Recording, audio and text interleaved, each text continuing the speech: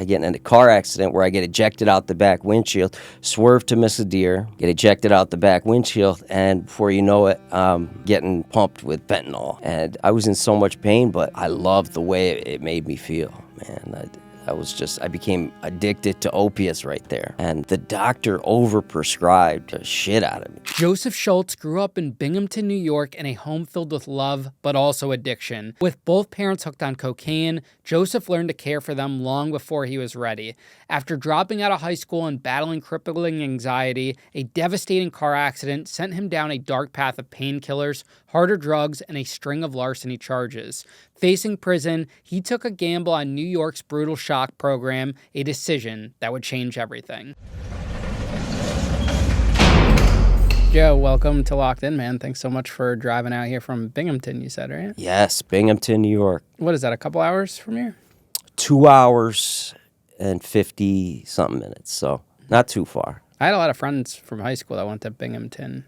Yeah, for BU. lacrosse, I think, or Binghamton University is a decent-sized little college, upstate New York. Hour south of Syracuse, like probably 3 hours northwest of New York City. So is that going towards like Buffalo? Yeah. Okay. So you know Syracuse? Yeah, I haven't been too much, but like an hour south. So I think we pass through Syracuse when we go to Rochester. Mm-hmm.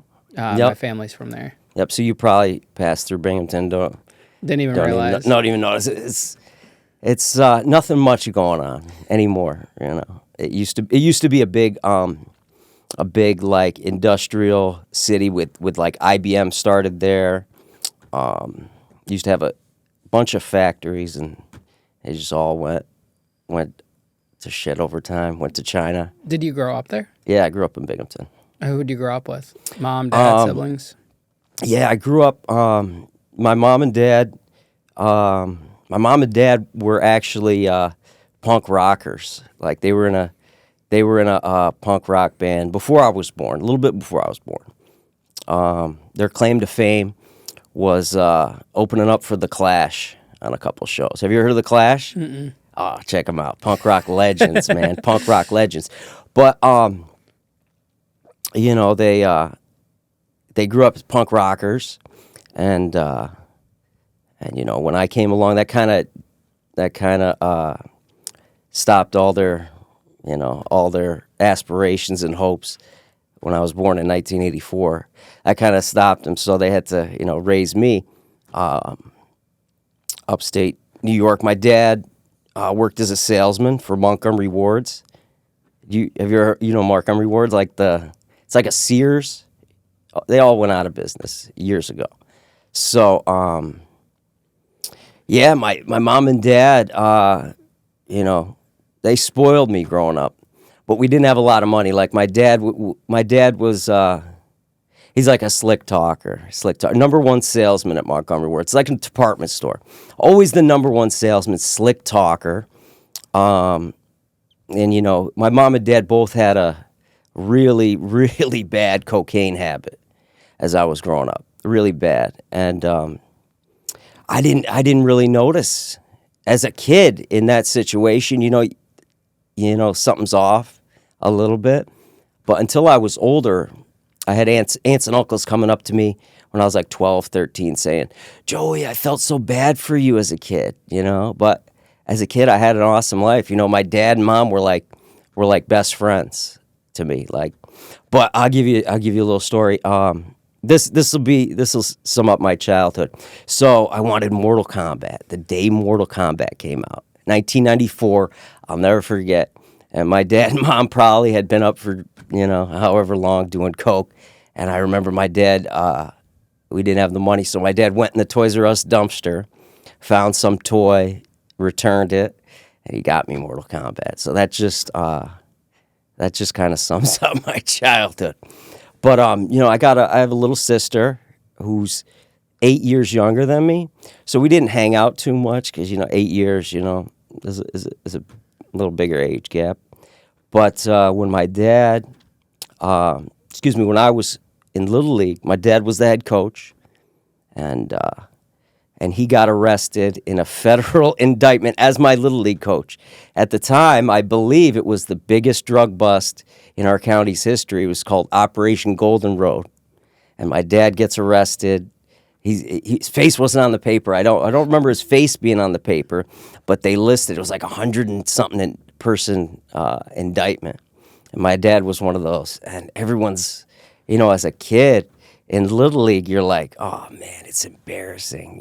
It's embarrassing. But it's just that's what happened, man. So. And he was selling drugs at that point? Well, at that time. So my dad used to work at Montgomery Wards. Then he got a job at a place called Frontier Cellular, which became Verizon.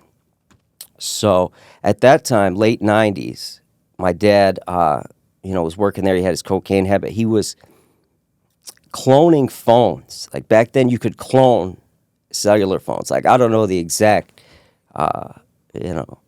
exact way he did shit, but he was cloning the phones, and then he traded them to these Dominicans for coke, and they got him to conspiracy to distribute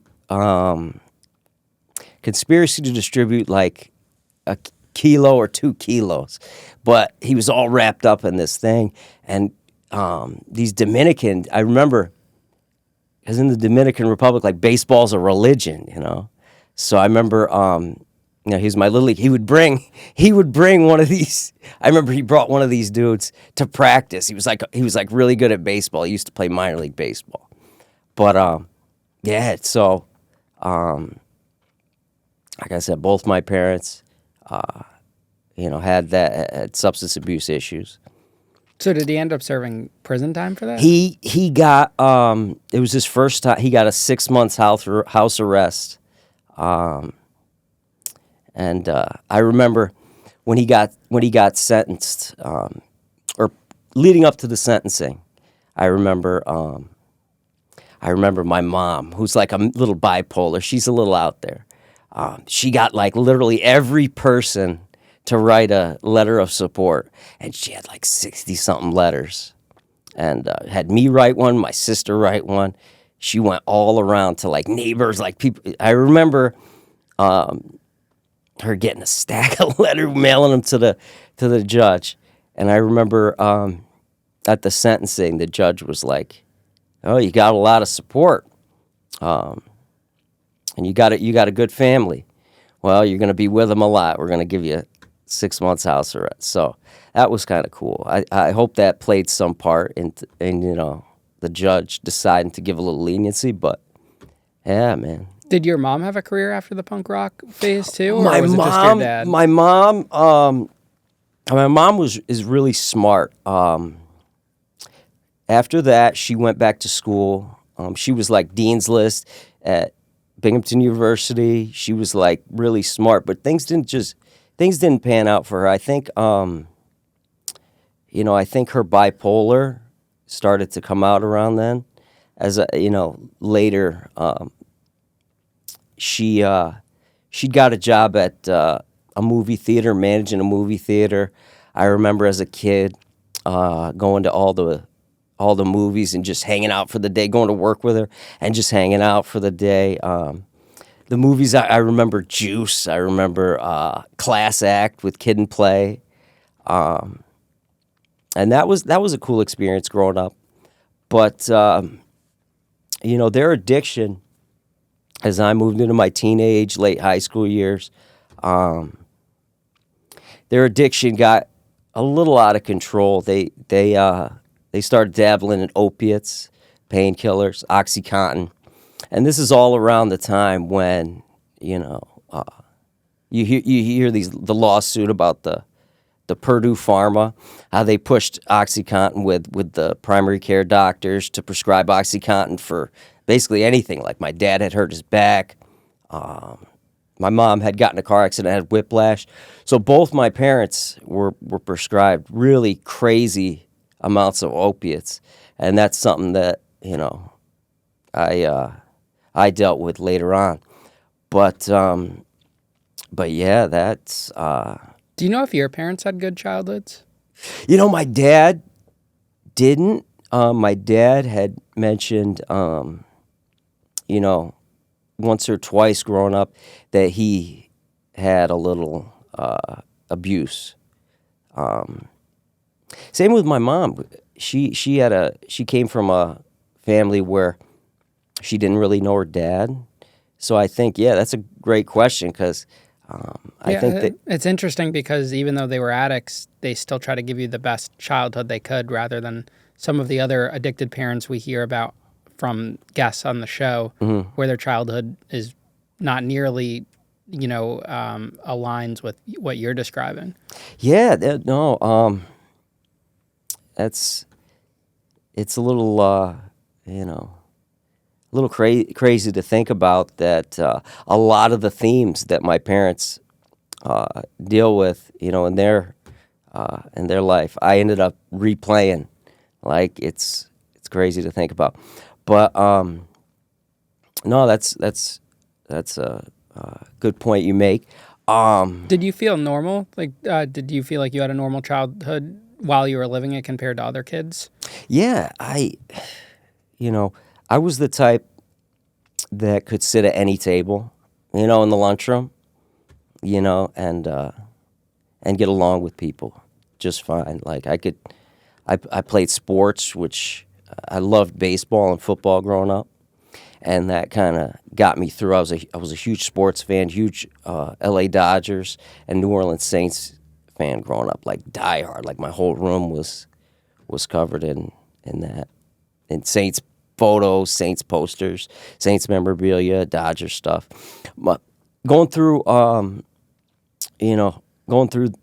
problems as they may, they still took me to a lot of sporting events. Like whenever the Dodgers or Saints would come within a 5-hour radius, like they would take us. We had a great experience going to the Hall of Fame in Cooperstown. My dad would sneak us in. He like I said, he was a slick talker, so we'd never buy tickets. That's one thing I remember. We'd never buy tickets. Somehow got us in everywhere. So cool memories of that growing up. And where did you see your future going? I always dreamt of playing baseball, and even going through all, the struggles that my dad and mom had. They bought me a batting cage one year, put it in the backyard, a pitching machine. They, other than their substance abuse, which they never did drugs in front of me, ever. So I could say they took care of me good. It's just, they would get in these arguments and in public, and these, maybe they're drug fueled, maybe they're not, but, as time went on, my mom's mental health really started to spiral. Do you feel like you could have been loved even more by your parents if they weren't addicted to drugs, looking back on it now? Looking back on it, I think they didn't discipline me enough. I got away with anything. I wasn't a bad kid, but it's just, they took. I could say yeah, in a way. I could say yeah. I agree with you. What happens when you graduate high school? So, my senior year of high school, I'm going to school. I'm kind of struggling with grades, and I'm not the type that goes home and does homework. I'm just barely skating through because school really didn't interest me. So I'm getting 70s, 75, 68s in all my classes because I'm not doing the assignments, but I'm going and taking the tests and passing it and barely passing everything. I just didn't find school interesting. So my senior year, in April, I started hanging out with a group of friends who drank, smoked weed. We would go out 2, 3 in the morning, skateboard, and cause trouble. But senior year, in April, I got sick with pancreatitis. Now, mind you, I already had like almost close to the absence. I guess you could get like 20 absences. And if you go over that, you can't pass. But I was like 18 or something like that. And yeah, I woke up one morning with a sharp pain in my side and went to the hospital and got diagnosed with pancreatitis. And they did like a CT scan. It turns out I have like a birth defect where basically your duct that leads from your pancreas to your stomach, it like splits in two or something like that. And, you can't process alcohol. So I had to, I had to miss like a month of school. And I show back up after missing a month. Now, mind you, I already had like the limit as far as absences go. And the vice principal comes up to me. He's like, what are you doing here? There's no way you're gonna be able to pass. You're gonna have to go to summer school. He's like, even if you stayed and made up all these classes, he's like, there's no way you're passing. So I just dropped out after that. So I'm sitting home, slacking. And my dad, like halfway through summer, my dad's like, Joe, what are you doing? What are you going to get your GED? What are you going to do? He's like, I'll tell you what, you could say you're living with your uncle and you could go to our rival school district. Because I went to Maine Endwell. You could say you're going to Johnson City, which is like the crosstown school. You could say you're living with your uncle and go back and get your high school diploma. So, yeah, that was a nerve-wracking experience, going back to a school, or going back to school, senior year, a new school where you don't know anybody. I was nervous, but I'll tell you what, today, like, I talked to more people from that senior year, more friends I've made than I made my entire K through 12 at the other school, Maine Endwell. So that was a great choice going there. I met, some of my best friends that year, and they kind of, accepted me, and because it's a nervous experience. You imagine going to a new school. So yeah, after that, I got a little job at the mall, slinging pretzels at Annie Ann's, and for actually a month, I think it was like maybe a little longer. You know who my coworker was? Who? John Bones Jones. Why does that sound familiar? UFC heavyweight. Wait, really? Yeah, He was working there? he was working there, but That's funny. I didn't know he worked there before. yeah, hometown's from Endicott, so shout out Johnny Bones. So basically, working there, working at Annie Ann's. What are you, like 19 at this point? Yeah, working at Annie Ann's. And all of a sudden, I started getting the worst anxiety attacks. Psychiatrists to this day have said, like, what happened around that time? I have no idea. Like, I would just be sitting and, or driving, and my heart would race. Like, really, like 180, 190 beats per minute, as I would go to the ER during these, after this. And they couldn't find out what was wrong with me. And this was the scariest, time of my life, where I kind of developed agoraphobia, like fear to leave your house, because I was just afraid. I was afraid if I left my house and I'm going to have one of these panic attacks, I'm going to drop dead, And I went through a really, really bad 4 years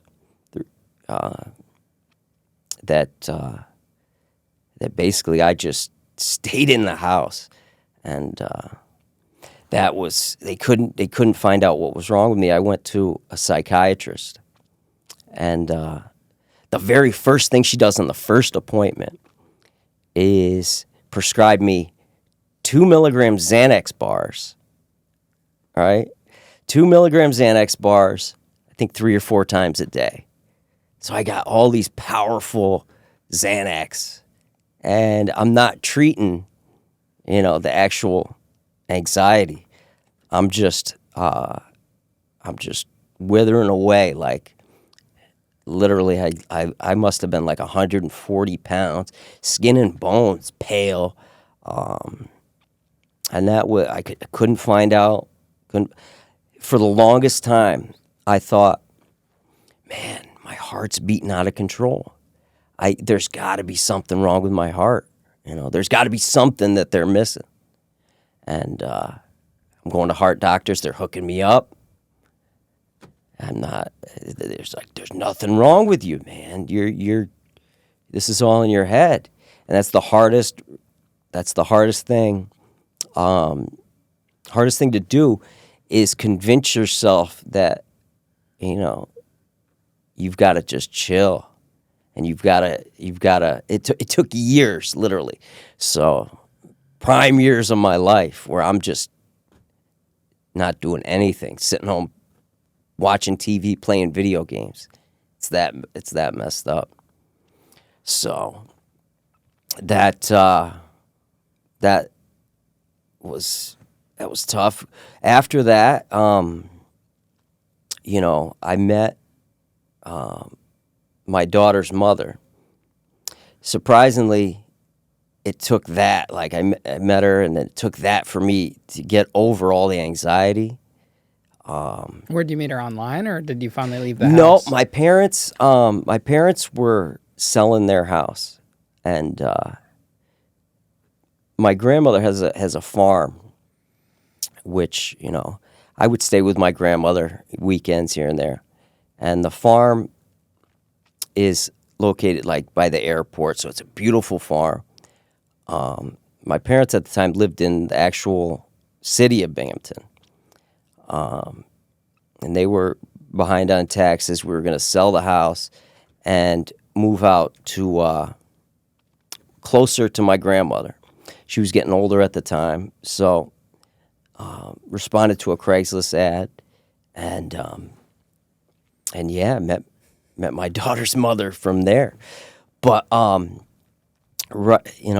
it took that, me getting out and me actually having a purpose. But that was a dark time.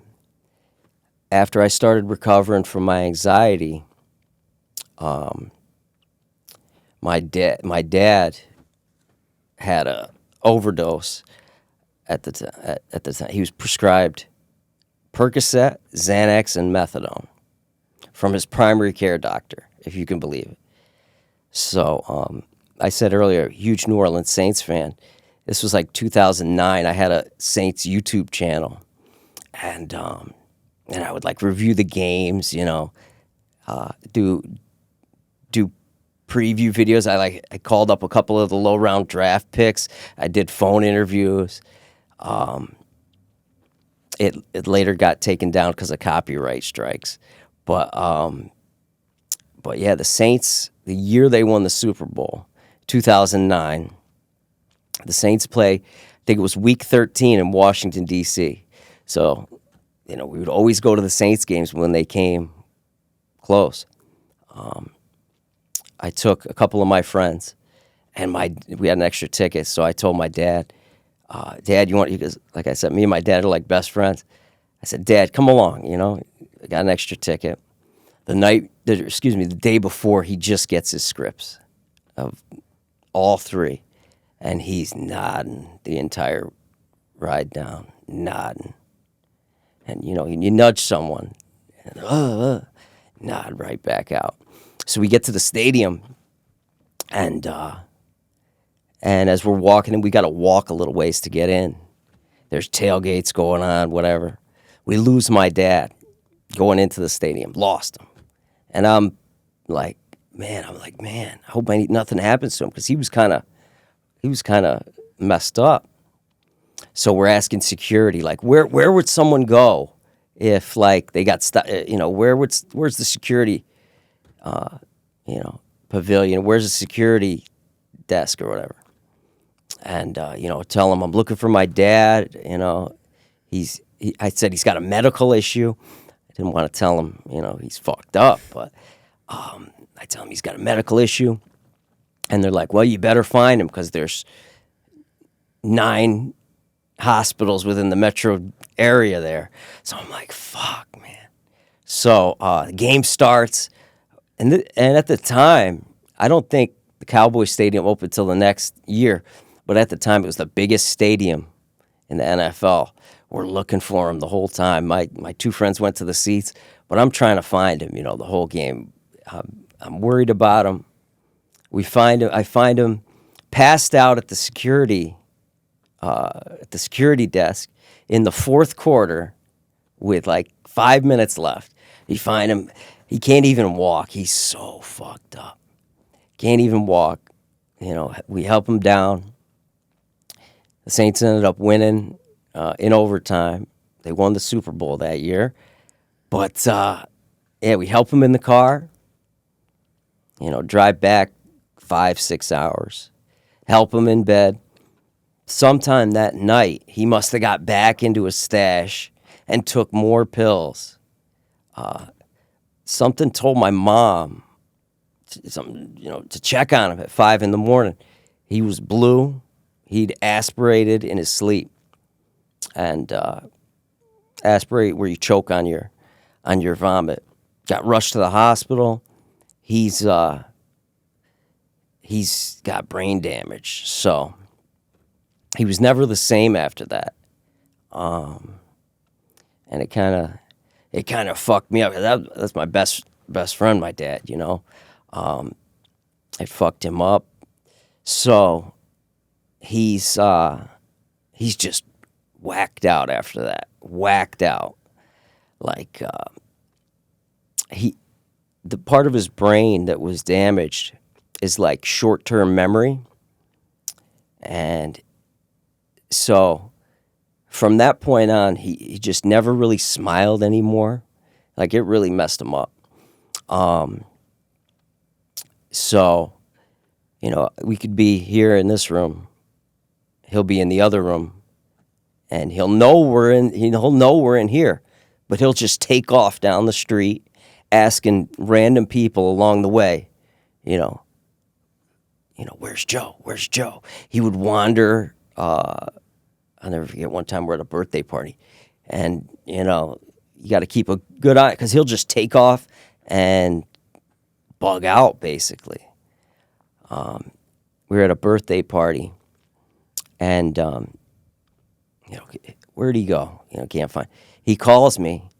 He says, Joe, I hear bushes rustling. Joe, help me. I said, Dad, you got to find something. I don't know where you're at. He's like, I'm in the woods, Joe. And I'm like, well, you got to find somebody. You got to find an address. I'll come get you. You don't see anything. You don't see a store. You don't see nothing. He's like, oh, wait, I see a guy mowing his lawn, Joe. I'll ask him. I'm like, yeah, ask him. No, Joe, he told me to get the fuck off his property, Joe. I was like, oh, man, you got to find something. So eventually he found his way to a grocery store. I came and picked him up. He's covered in scratches. So that kind of, he would, like, let's say I had to go somewhere. I had to be with him constantly. I'd go to spend time with my daughter's mother, the girl I was with at the time. I'd go to Dad, I'm going for the night, all right? I'd wake up 143 missed calls, and drove my mom nuts. And around that same time, she had a stroke. So now, both my parents are messed up. She had a stroke. It affected the part of her brain, speech. So right now, both my parents are doing good right now. My dad's, it's getting a little hard for him to get around. But both my parents They're they're still alive and doing good. With my mom, like I was saying, the part of her brain that affected speech, so she's all there. It's just when she goes to say something, she can only say like 5 different things. Like you could kind of, make out what she means just by me being so familiar with her. But Did you feel like there was a lot of pressure on you during this time period to take care of them? Huge amount of pressure. I had by this time I'd built up a landscaping business. I was doing good. I had like 20-something properties. I had a really good contract with a lady who owned 3 trailer parks. So I would hit the vacant ones. That was good. Had a couple apartment buildings, few private place, but I had this nice little landscaping business going. But yeah, there was a lot of pressure because my girlfriend at the time, she wanted a lot of attention, but both my parents need attention. They need someone to take care of them. And around that same time, my grandmother had got diagnosed with ALS, which is Lou Gehrig's disease. For those that don't know, where you keep all your mental abilities, but you completely wither away physically. You can't move, like your muscles just deteriorate. And that was, so I had to juggle all this with the business and my parents at the same time. Around this time, Jamie, my girlfriend at the time, got pregnant. So I got a daughter, and I'm juggling this, hectic family life. Did seeing your parents like that give you insight to say to yourself, I'm not going to do drugs, I'm not going to go down the path they did? I know it didn't turn out that way, but at the time. Yeah, no, definitely, 100%. But as all this is going on, I get in a car accident where I get ejected out the back windshield, swerve to miss a deer, get ejected out the back windshield, and before you know it, getting pumped with fentanyl. And, I was in so much pain, but I loved the way it made me feel, man. I became addicted to opiates right there. And I was prescribed, looking back, the doctor overprescribed the shit out of me, gave me fentanyl patches. I mean, granted, I had a broken back in 3 spots. I had broken ribs, collarbone, shoulder blade. But, I doubt, after the opioid epidemic here, I doubt any doctor would give fentanyl patches, which really put my tolerance sky high. I was kind of a functioning addict. I'd got my drugs from my doctor, and as the years went on, I look at the next few years there after the car accident as like the best time, because I was raising my daughter. How my dad was close to me like a best friend. My daughter, she was, we did everything. Anything that was going on in the city, we would go. We got a minor league baseball, minor league hockey. And I remember one year we went to every single game of each of those throughout the entire year. We went to wrestling, when they would come to Binghamton, she met everybody, and yeah, I would look at those next, the next six years. I was prescribed the fentanyl patches for about 6 years. So that's 6 years, even though, I was, using this substance. I look at those 6 years as like some of the best time. How old are you when you got in the accident? I got in the accident 2011, so I would have been 20. Well, I was born at 84, so what are we looking at?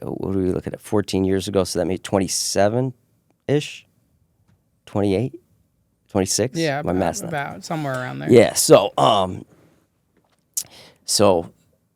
that was 2011. Now, did you start to get in trouble with the law once you started your addiction? No. And as time went on, I would use up my script early. Like a month prescription, I would be done with it in like 3 weeks at first, then 2 weeks. Then, I'm searching for replacement.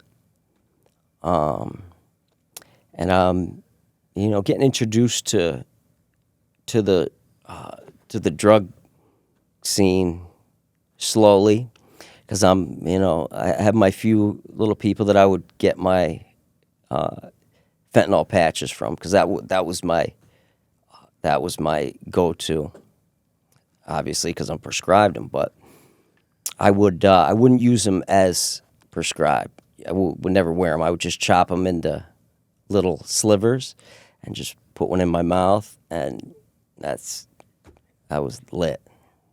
But looking back, there's no way in hell I should have been prescribed those for 6 years. Obviously, I'm milking it.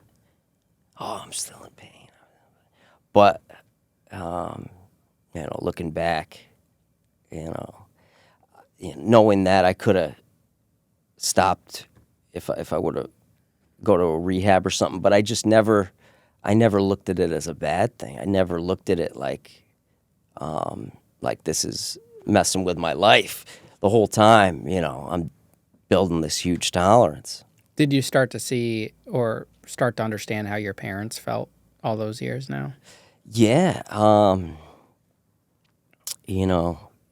Going through the whole opiate thing, if you don't have it, you're as good as dead. You're lying in bed, cold sweats, vomiting, diarrhea, the worst feeling that you could possibly imagine. And I didn't have to go through withdrawals at that point, because I'm being prescribed them, and I had a few people who I would buy fentanyl patches from, so I had a constant supply. So, in the back of my mind, I thought, the day I have to detox, that's going to be tough. That's going to be tough, and that didn't come till a little later. But yeah, fast forward to like 2018-ish. My doctor calls me in for, randomly, because at this point I would get my prescription over the phone. I had to go once a year for an appointment. My doctor calls me in randomly because my script is due, but they call me in like a week before it's due, and they're like, "Yeah, we have a urinalysis for you." I'm like, "Oh shit," because I've been taking, other medication, so I wouldn't have to go into detox. So they're like, "Yeah, we can't prescribe you anymore." And I'm like, "My God, you can't taper me?" And they're like, "No, we can't give you anything." So at this point, I'm I'm fucked. I'm like, oh man, what the fuck am I gonna do? I'd looked into purchasing on the dark web just so I could keep this whole thing going. No luck there. I had got ripped off in a honeypot, whatever it was back then. I forget the actual name of I think this was after Silk Road. I think a little after that, it was I don't even remember the name of the market, but I ended up getting ripped off. And then slowly the little network I had for my supply of the fentanyl patches, they started getting cut off of their prescriptions. And this is when the government's like cracking down on opiates. And, a buddy of mine was like, hey, I got some dope, And this whole time I knew, I know what dope is. I know it's an opiate, but I just looked at it with a stigma. Like I looked at it like I'm never gonna try dope ever. Like it's not that I'm too good. It's just like I know what path that's gonna take me down. So I'm just so sick one day, and I tried dope for the first time, and it was off to the races from there. It became it was everything that everything everyone made it out to be. It felt good. It got me high, and slowly, as I stated, I'm trying to juggle everything, trying to juggle, work and family, and then slowly, that's when my daughter's mother noticed, like, something's up with you, there's something's up. And a couple times she'd found shit in my pockets, or I'd left it out, but she doesn't use anything. Like, she's a saint. She smokes a little weed here and there, but she wasn't having it, So she told me, like, you keep doing this, you're jeopardizing your daughter, you're jeopardizing everything. She told me numerous times, she's like, you're gonna throw your life away. And that's exactly what I did. Exactly what she told me, you gotta get help. You gotta go to rehab. And, at the time, my parents are, going more and more downhill. Everything's spiraling around this time that I tried, dope for the first time. Started selling shit, like possessions that you wouldn't, that I thought I was going to keep for my entire life. Like, I remember one day, a gold chain my grandmother gave me. I took it to the pawn shop, and I'm thinking, I'm just pawning it. But yeah, that really hits home that I would do something like that. But as my addiction started spiraling more and more out of control there, I got linked up with a good who I consider a friend now. At the time, he was the plug, and he put me on and got me selling dope. And did really good for a little bit. Did really good. At the time, me and my daughter's mother were apart. Split up. I would see my daughter here and there, and still tried to always be there for her. But as I started getting wrapped into selling drugs and living the fast life, it's just like my priorities got so out of whack.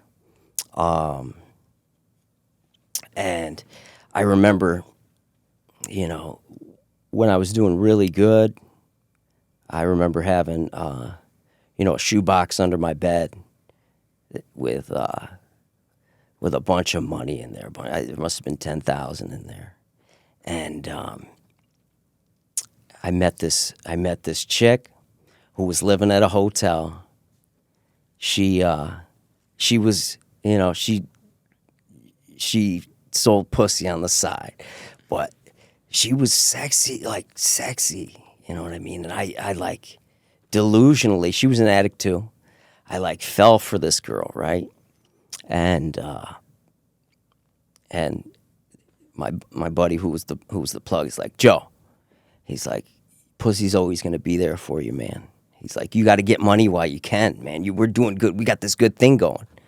And I just stopped less and less every day and spent more time with her, you know. And yeah, she ended up getting me after a couple months of being together for that shoebox and everything I had. And the next day, my car had overheated, and I was just trying to make it to the and it just killed the engine. So at that point, you know, that was where I was staying, and at that point, I have nowhere to go. I got no money. I go to, I ask, you know, my buddy who was I'm like, listen, you got to help me here. He's like, I can't. I told you this whole time you're going to fuck this up. I just can't. I can't. You know, you didn't listen to me. I told you you're going to fuck it up. So people around me, I'll never forget my buddy, he's like, Joe, I've never seen anybody go from here to here in a quicker amount of time. And, you know, I started IV using dope, and that's the first time I tried meth too, was at this time. So, just like that, within a 3-month period, boom, I just went downhill quick.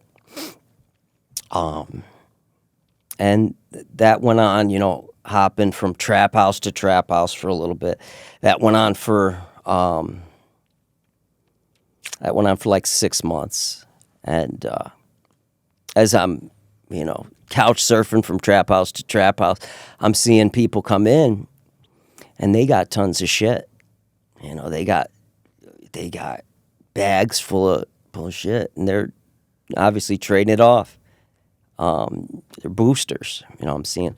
So I tagged along with a couple, and I sucked it at first, man. But as time went on, like, that was such an adrenaline rush, like knowing what you got to get and how you got a goal, you got a list of stuff, and the goal was obviously to not get caught, but it became like a video game, you know. And as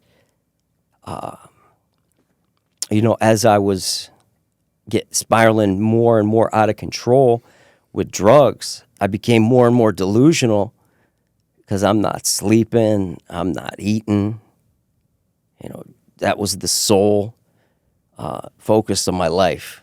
You know, I started neglecting my daughter, my parents, over this time, and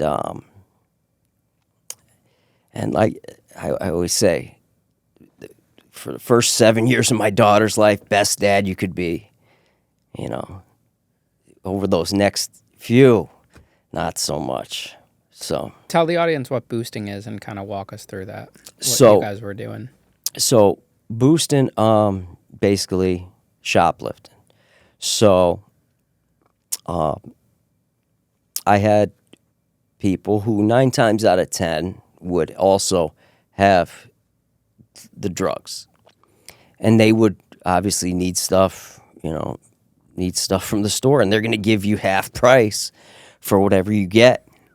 And for me, it started out small, like,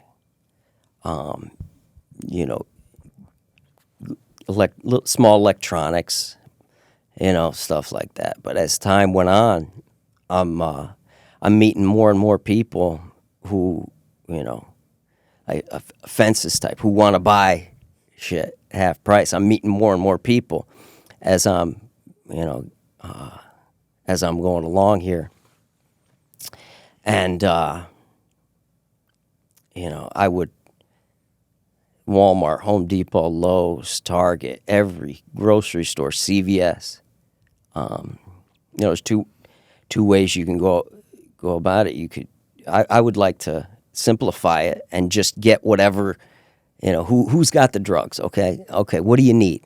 Simplify it. I don't have to, I could take it right to them, sell it,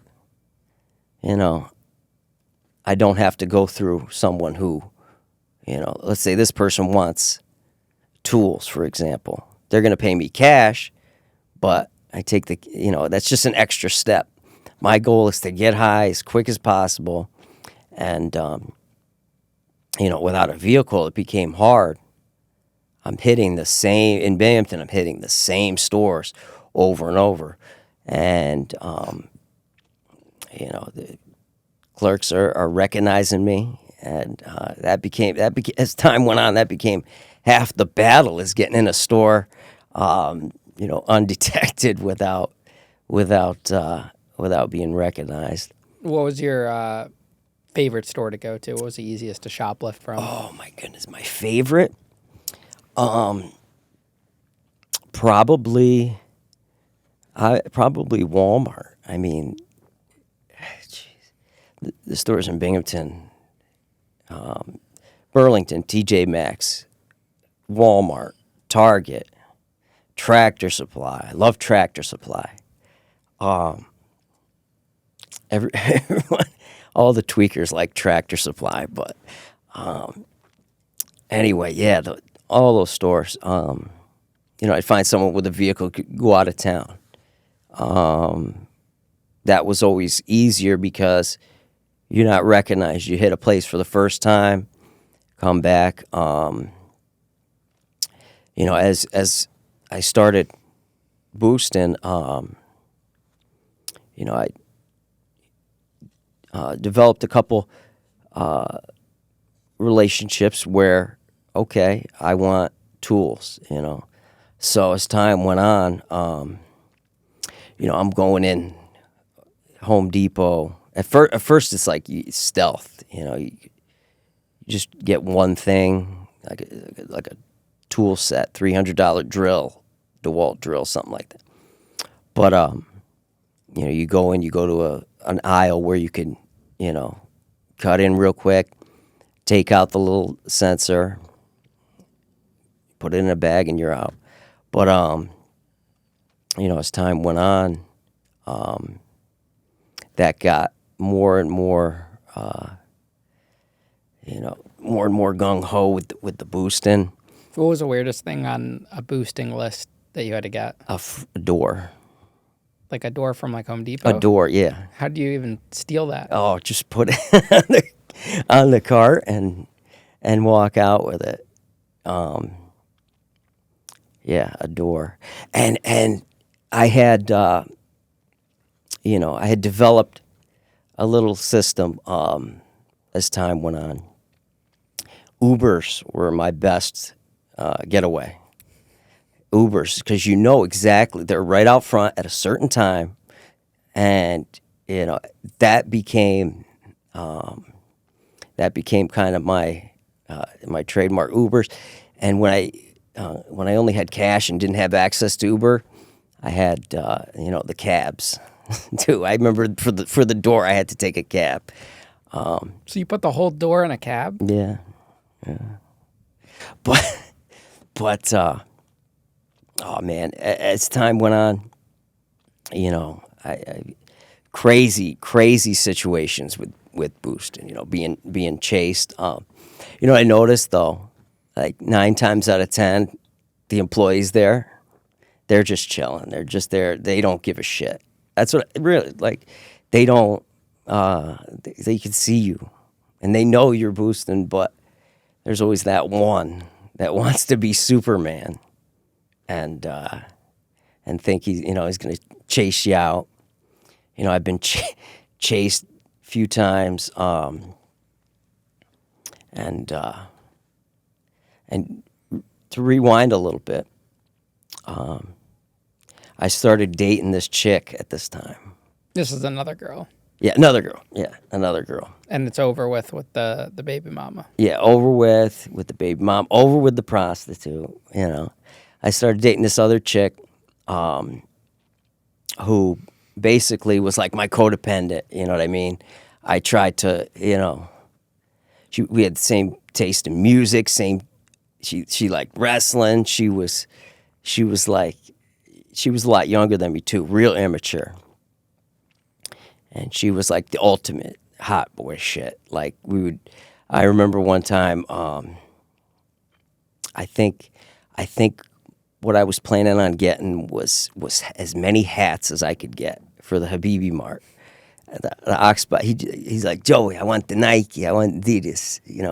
He's got a whole wall full of hats at the corner store that I got, But I would charge him $10 a hat. He'd sell them for 20. So this chick's name was Allie. So I said, we're dope sick right now. So I said, Allie, chill out. Wait here. Wait at the front desk, or the bench, in front of the store. I'll be out 2 minutes. Wait right here. I got the whole deal lined up. So I go into Burlington, and I get all my hats ready, get them all lined up, ready to go. Because I would never go in a store and, take shit off the shelves and have it in. I would wait till the last possible second to throw everything in the bag and get out. That was what I thought was the smartest way of doing it. So you're not, as I'd seen people who had, got into a store, they see something they like, they put it under their shirt, put it in a bag, and then they're in the store for another 20, 30 minutes. You've already, that gives them time to call the cops. You just want to wait till the last possible second to throw it in the bag and get out of there, And like I said, I told her to wait. I'm in the store, I'm getting everything lined up. And she comes up with an employee, comes up to me with an employee following her, tagging her right along. And she pulls out a pair of underwear and goes, Joey, tell them I didn't steal this from here. Tell them I stole it from somewhere else. And I said, oh my God, this bitch, I don't know you. Come on. Like messing up the whole thing. And I started getting picked up left and right because they'd have me on security footage doing these boosts. And like I said, Binghamton's a small town, so I'm just, I never got caught at the actual store, but I would always get picked up when I would least expect it. I'd just be at a, out in front of the corner store or something in town, and here they just pull up and arrest me. So this is right around the time bail reform passed in New York. So all these petty larcenies, at first here, they were all petty larcenies, were non-qualifying offenses. So I'm getting in, getting locked up, getting arraigned, getting released, and sometimes when they stop me, I have drugs on me, so I'm racking up all these charges. As I showed you the rap sheet earlier. He brought us paperwork. 25 pages of these petty larcenies and petty crimes, where I'm getting arrested and just getting back out. the arraignment schedule at the Broome County Jail is 8 a.m., 8 p.m. So you get arrested at 8:03 p.m., you got to stay till 8 a.m. If you miss that 8 p.m., you're staying the night. So all these times, I'm just getting picked up and released over and over and over again for what it was about a year, 8 months to a year. And, I'd get picked up on warrants because I'd never go to court over this whole time. And, I'm taking care of my habit, not only my habit, but her habit. The girl I was with at the time. And in my delusional mind, I'm thinking, I'm just going to run this dry and do as much as I can and make as much as I can. I'm going to go on a Greyhound bus with my girlfriend. We're going to go out to Boise, Idaho. We're going to get on the methadone clinic. We're going to get clean. We're going to, because at this time we're both wanted, keep getting arrested. The crimes kept getting more and more intense, more and more bigger and bigger, the scores that I kept going for. Then at first, like I said, it became a couple items at a time from each store. Then it became whole carts. Like I just didn't give a shit. Like I said, our goal was to go out to Boise, Idaho, and start fresh. This is my delusional, methed out, doped out mind thinking that everything was going to be okay. There's no rhyme or reason to it now. How I could fuck my life up so bad. There's like looking back, it makes no sense. But at the time, I'm gonna do this. It's gonna work. It's gonna work, Joe. But every time I would get something going, she would fuck it up somehow. Fuck it up. Like I'll never forget. I'd just got an iPad, MacBook, and a Samsung Galaxy from stores. That was my little thing at the time, hitting the display items. They've got the retail mode on the phones and everything, but you could get that off. You can get AT&T. AT&T would be the go-to, because you could look, and if that light's not on the phone, you can just literally take it right up to display.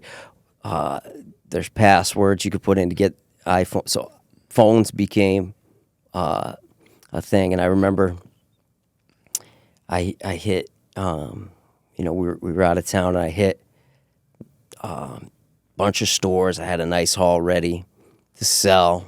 Had it lined up to sell, and I remember I told her, "Watch the backpack. Just watch the backpack. That's all you've got to do is watch the backpack."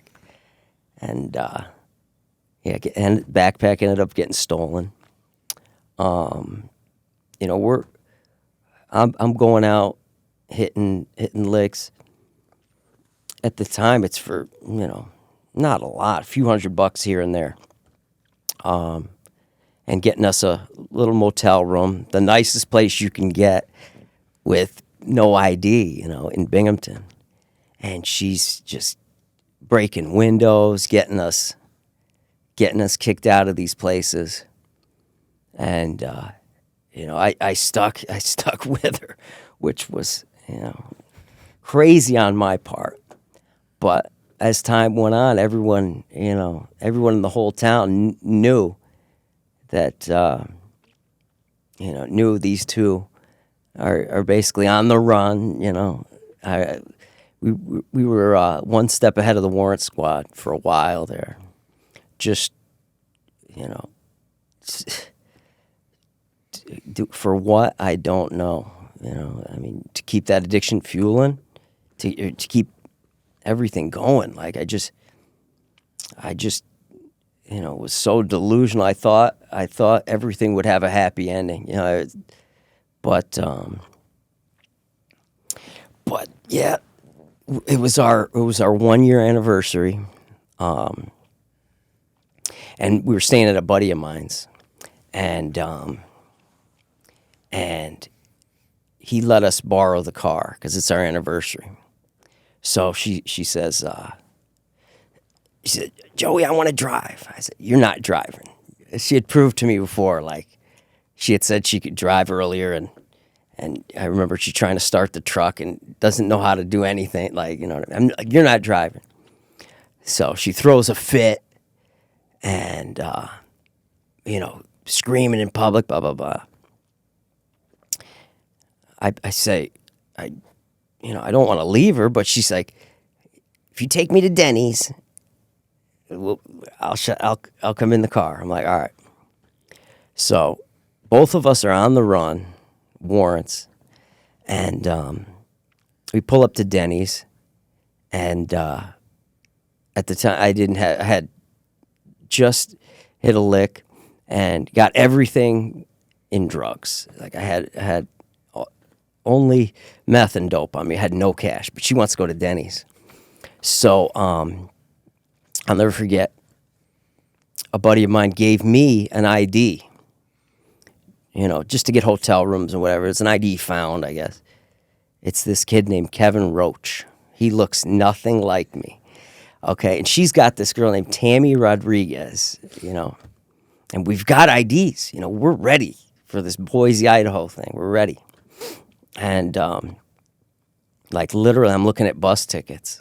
Because, like I said, the warrant squad is one step behind us. Like, wherever we were, they come, like the next day after we leave. They're looking for us. And we're at the Denny's. And we order a feast. Because, we're not going to pay for it. We're going to dine and dash, Feast, chicken fingers, dessert, breakfast sandwich, milkshake, lemonade. We order the feast. And this goes to show you what I was dealing with her was, as the little feast dies down, and I'm making the plans. We're gonna do this to get out. To go outside. I'm gonna say I left my wallet in the car. You're gonna go first. I'm gonna say, I left my wallet in the car, and we're just gonna dip. So we're like, let's get high before we do. So I give her something to take in the bathroom. I got my shit. We each go in the bathroom, and I'm 2 minutes in and out, bing, bang, boom. But this bitch, oh my God, 10 minutes goes by. 20 minutes goes by. I'm banging, knocking at the door. Yo, come on. The waitresses are like looking at us like I got a sixth sense. Like I could kind of tell they're like onto us here. We got this bill, this tab here, and you're in the bathroom. 10 more minutes goes by. And here I see out the window. Here comes the police. They pull right in. I'm like, oh shit. So I'm like, yo, the cops, come on. So I say to the waitress, excuse me, my card's in the car. I'll be right back. So as they're walking in, I'm walking out. And I just run. But in Vestal, New York, right next to the Denny's is a KFC. And behind that KFC is like this little stockroom shed. So I dip in there. It's got all the dips and cups. I close the door. I hear them running by, they don't know I'm in the stockroom because the light's off. They get her, right? And, I'm checking my phone. 2-3 hours go by. And I'm thinking, that should be enough time, I remember falling asleep. I might have done a shot, I remember. So I'm thinking, all right, it's safe to go back. I'm looking, peek my head out. No, there's no cops in sight. So I creep back to the car, get in the car. As I'm pulling out, pulling out of the parking lot and get up to the stoplight. In my rear view, oh, I see it, and he lights it up. So I'm just like, fuck, he can't end like this. So I take him on this crazy high-speed chase. And all of a sudden, like after 5 minutes, I just look in my rear view, and the cop just turned his lights off, pulled in somewhere, and I got away. He must have stopped pursuit. Later, I had come to find out that they were like, yeah, we called, the cops had told me, yeah, we called that off. 140 in a school zone. Yeah, we had to call it off. But, so I'm thinking that choppers are still going to come. I park the car. I get out. I'm just walking aimlessly, checking mobile patrol, because I didn't know whether they had got Allie or not, which is her name. I didn't know whether they got her or not. And then I see it on there, like, in the morning, as the sun's coming up, I see it on there. And I'm like, shit. It says right on the mobile patrol, the bail amount. And it said $5,000. I'm like, fuck. Because I had previously got her out like 2 weeks before on like a $500 bail. I got the money and got her out. And I later come to find out the judge had made it so high because she called him a scumbag, which is always, Never a good thing. Never, but, that became my mission then, was to get up to $5,000. I had everybody lined up, I called everyone. I'm like, yo, you're going to help me out with, you're going to help me out with a little, what can you spot me here? And, I got, Buddy told me he could spot me 1,000. Buddy told me, I can't spot you, but I need some shit from the store. So it became my mission to get that $5,000 as quick as possible. And I got it. I got everything I needed. Everything. My go-to, it was like 80% success rate. At Walmart's when I would go to the back electronics desk and say, excuse me, I just need, the iPhone, can I get the, whatever iPhone it was, I think it was 12, 11 at the time. My girlfriend's ringing up groceries at the front, can I pay for it up there? And literally, like, they would just hand me the phone. And that's it. Ooh, sorry. Under the coat, and I'm out. Right there, the brand new iPhone. So, I actually, had everything ready to go, everything lined up. And I'm about to do that at Walmart. But I see an iPhone behind the electronics desk just sitting there. And I'm like, wow, this is a lot easier than my plan had been prior, A lot easier. I'm just going to wait until the cashier, is not looking, reach back there and grab it. So I'm waiting. Cashier's not leaving. So I'm like, fuck. All right. Plan B. I go like 2-3 hours away. I'm like, yes, hi. Can I speak with electronics? Hi. I need to know how many copies of Madden you have in. I'm like, okay, sir. Hold on 1 second. So he goes and looks at me. That's my cue right there. Go behind it, grab it. Well, what I didn't know was a loss prevention had seen me go behind the register and grab it. And I'm thinking I'm home free. I get outside Walmart, and I'm trying to activate the phone, because I tried to get an Uber out of there. This is in Pennsylvania, because that was my plan was, I threw a bunch of money on Uber and did my Uber, little Uber routine. But I couldn't get an Uber out there. Like the Uber I took from Binghamton to Elmira, we'd passed a little town called Sayre, which is in the middle. And, I told them, I'm good here. We stopped halfway. I said, stop off here. So, I'm trying to get an Uber, turn it on the phone, thinking I'm good.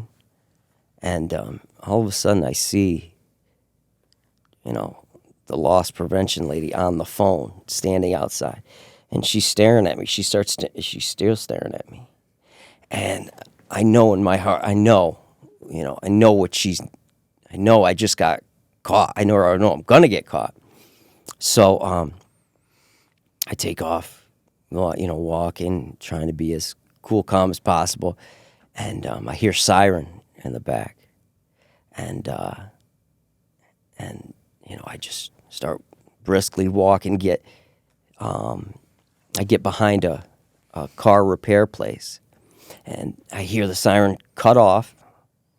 And then I hear, oh shit, I hear the cop pulling up the gravel driveway. And I ducked. And they do a turnaround there. They know I'm in that section, says they probably saw me. He did a turnaround, came out, and that's when I started running for it. I tried to make it across the car lot where I was. And I hear, from behind me, stop, get the fuck on the ground, stop. And he had got out of his car and started chasing me. He stopped me.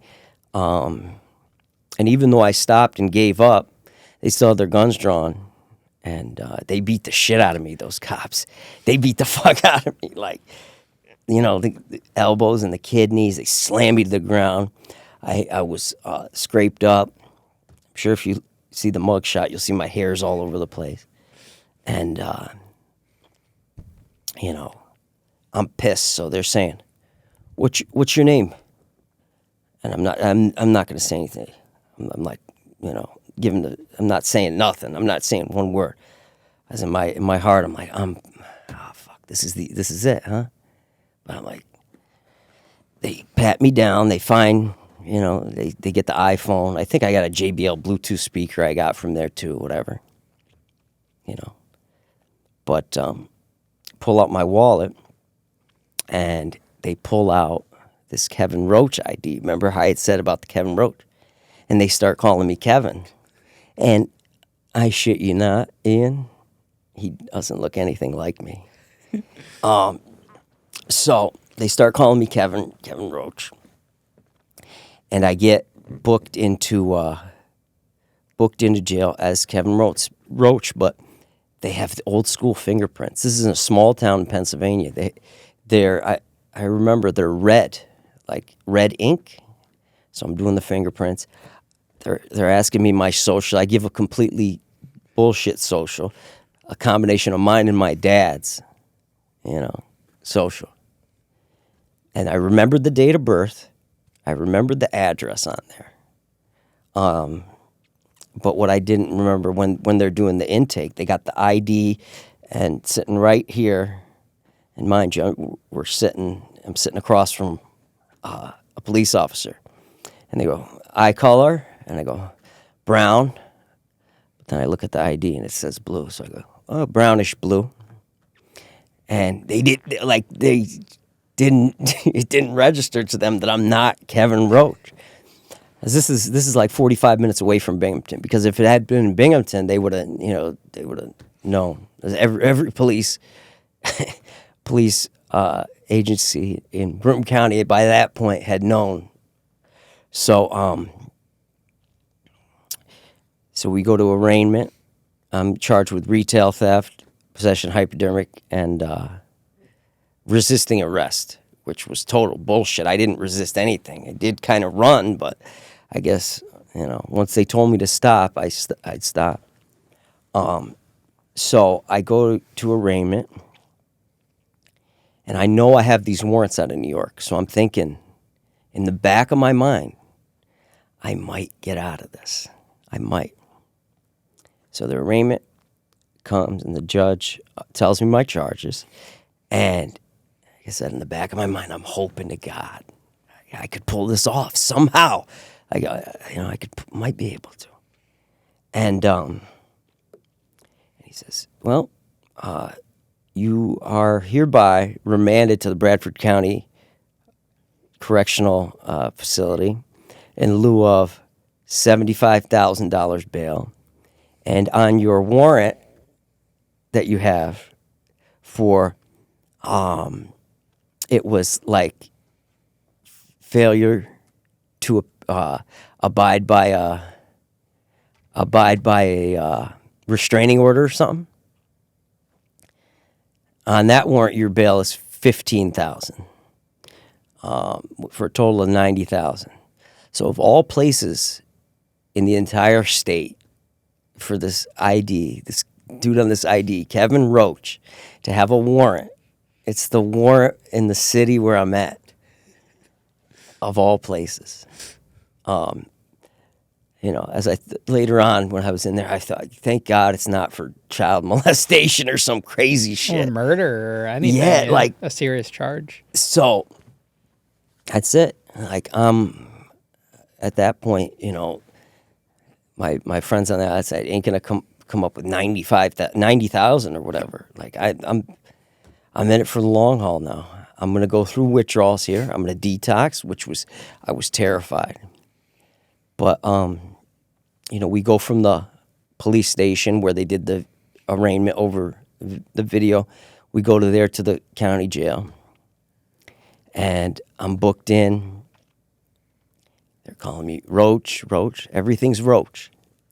And this isn't that long ago. Like, this is in 2021. So, I'm getting booked in, and we go in the pod.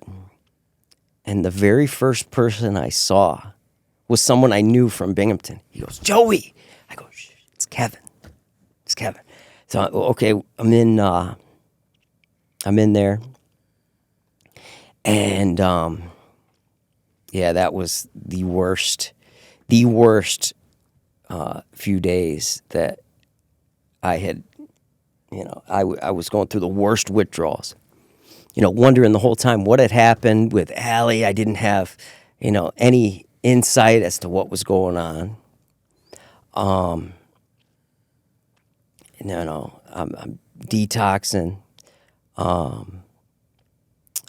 And, I'd made calls, trying to tell a few people, like my buddy Lotto, who gave me the idea. I'm trying to tell him, this is Kevin Roach. Remember at the such and such store for Idaho, remember you gave me?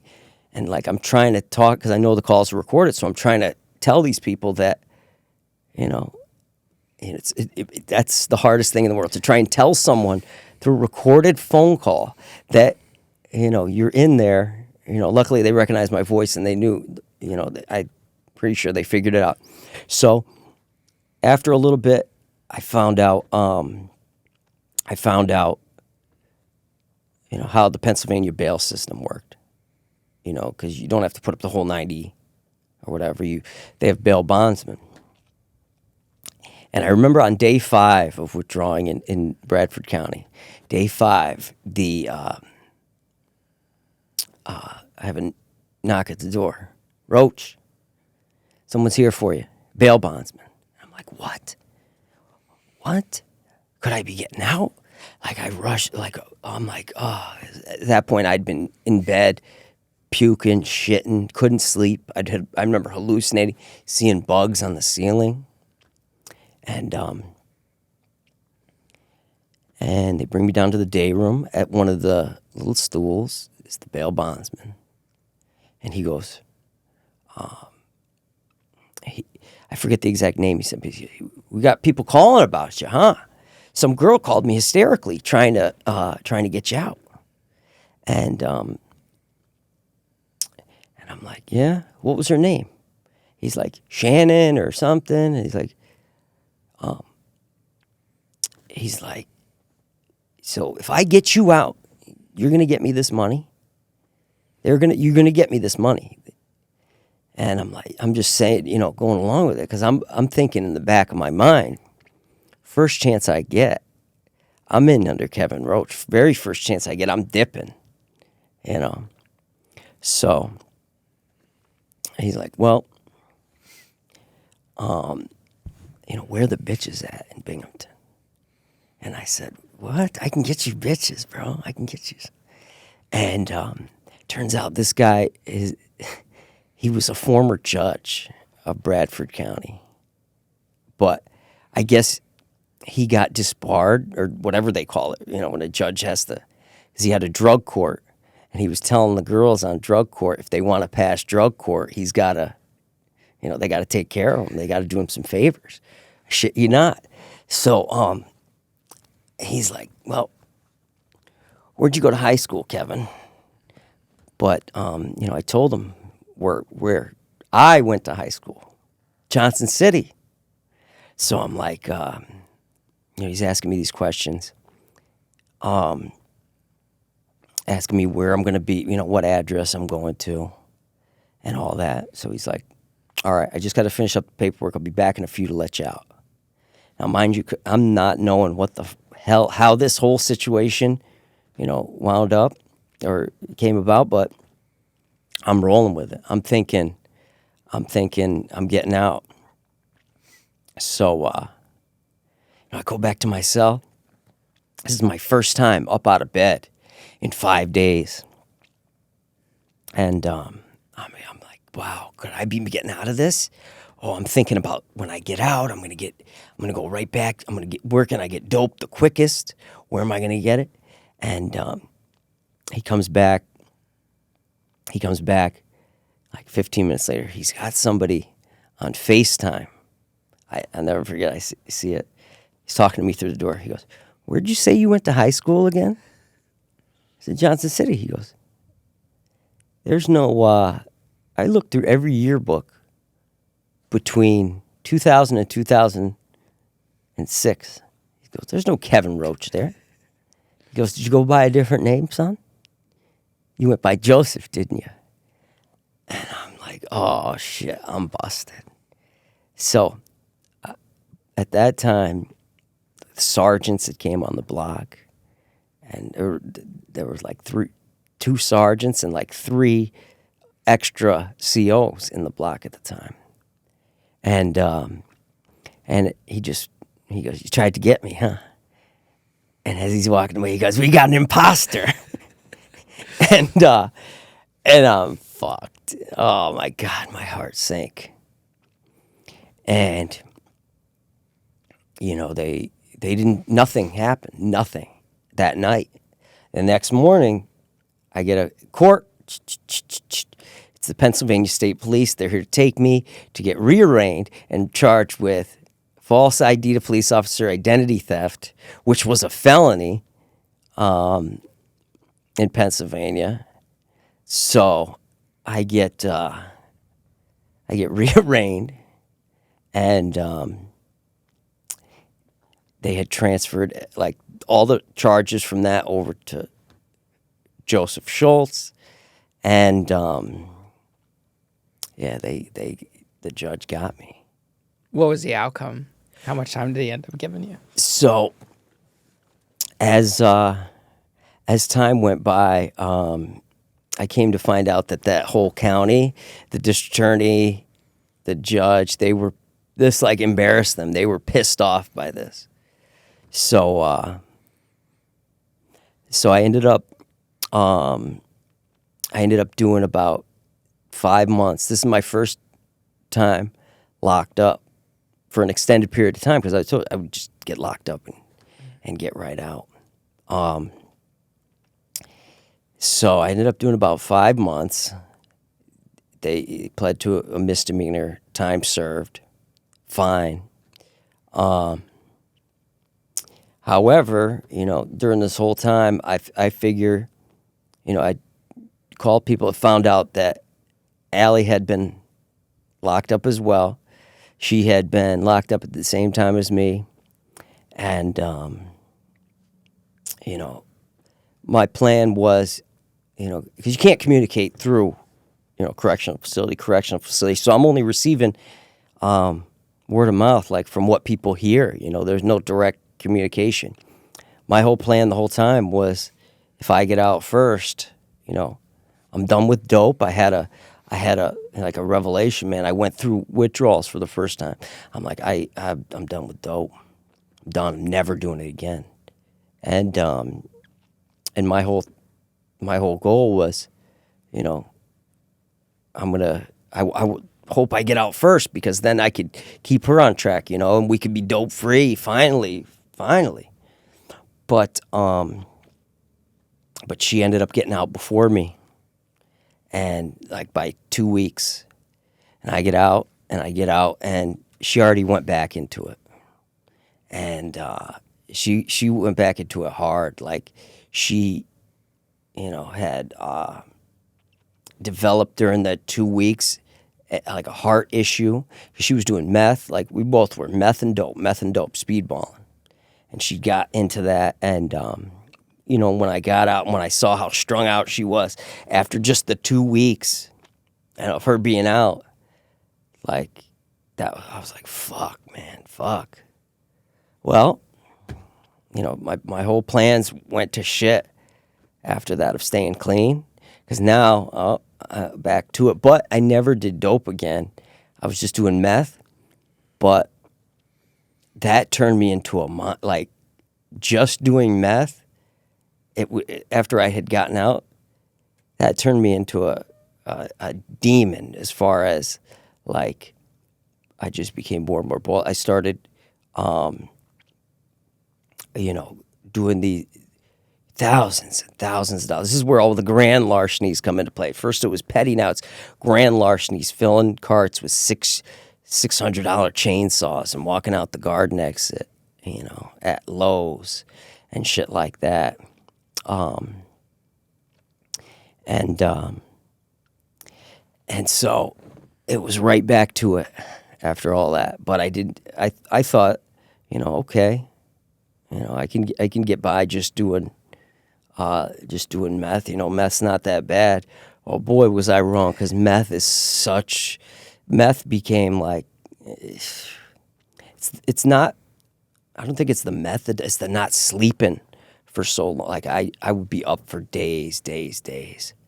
And, you know, as time went on, those first 2 weeks of me not using dope, but being around her when she was using dope, like, I just couldn't, it was like I saw her through a different light. Like, I asked her, I remember I got a few $1,000. I paid for a week at a hotel room, some trap hotel room, man. Oh my goodness, the Endwell Motel in Endwell. This Chinese guy owns it. I say to her, all right, so we got this room. You're not gonna fuck shit up like you've done before. You're not. I got 3 rules. Don't let anybody in here when I'm not in here. Don't get, you know, I'll take care of you. I'll give you, you know, your dope. I'll pay for it. You know, don't use so much that you're funked up, and, like, don't do that, and don't scream and make this room hot. That's all you got to do, and we'll be fine, you know. So my plan was to start selling dope again, because I wasn't using. So within 45 minutes, broke all 3 of those. I was like, fuck, this is just too much. So after, you know, after that, I had started stealing cars and trucks. That became, like I said, started boosting, but just got progressively more and more, you know, intense, and going for more and more valuable stuff. So, yeah, she had, you know, it was just weird. I saw her through a different light. We were ripping and running together, like it was like some Bonnie and Clyde type shit. But when I got out that first time,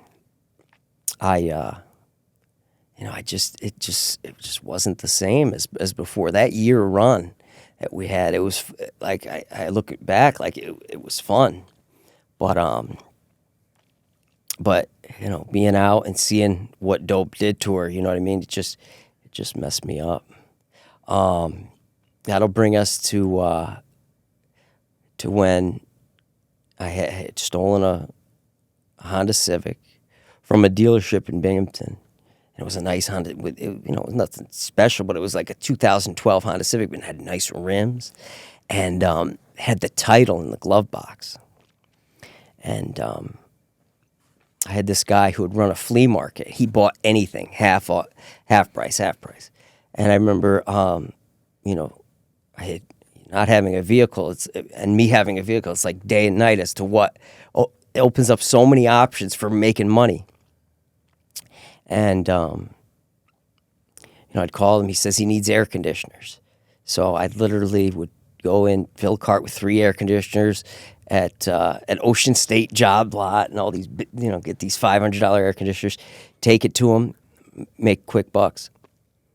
And I took him some air conditioners, and I'm like, hey, anybody that wants to buy a car? And he's like, well, I don't, but my neighbor does. And he's like, he's a prince. And I go, what do you mean he's a prince? He goes, yeah, he's the prince of the country of Guam or something like that. And I'm thinking in my head, like, that doesn't make sense because, like, Guam's a U.S. territory, you know what I mean? It doesn't make sense, but that's what he said anyway.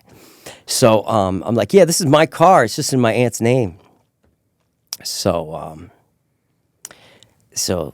he comes with his daughter. His daughter's going to school or whatever. The prince comes to take a look at the car, and I'm like, yeah, I just got to go have my aunt sign the title. And I couldn't bring Allie at the time because I just couldn't bring her to a deal because somehow she would fuck it up. I had her waiting around the corner at a gas station. I said, can you write in girl handwriting this bill of sale up? Like the girly handwriting. Can you write this bill of sale for this Honda Civic? And she wrote it up, signed the title. I'm like, here, I just went to go have my aunt sign the title for you. And he gave me $5,000. So I'm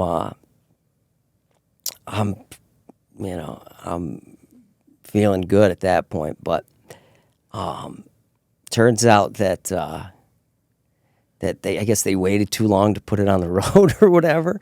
When he went to the DMV like 2 weeks later, they said, I guess the cops came, said, this is a stolen car. So he obviously snitched on me. I don't really blame him on that, but that got me another felony, and from there, I'd got locked up. I got picked up outside of Sam's Club, just rolled up on again, and charged with all this. And during this time, I knew I was going upstate because I'd been on 5-year felony probation. I pled out to that to wipe up, not for PA. PA was separate, but for my New York that I was originally on the run from, wrapped up everything, gave me 5 years felony probation. I'd violated that with this, so I knew I was going upstate. But the entire time, this is what made me officially cut ties with Allie there, because didn't hold me down, and my daughter's mother was just fed up with my shit. I love her to death, but for me to go start this whole new life being some, drugged out junkie, just running the streets, getting arrested all the time.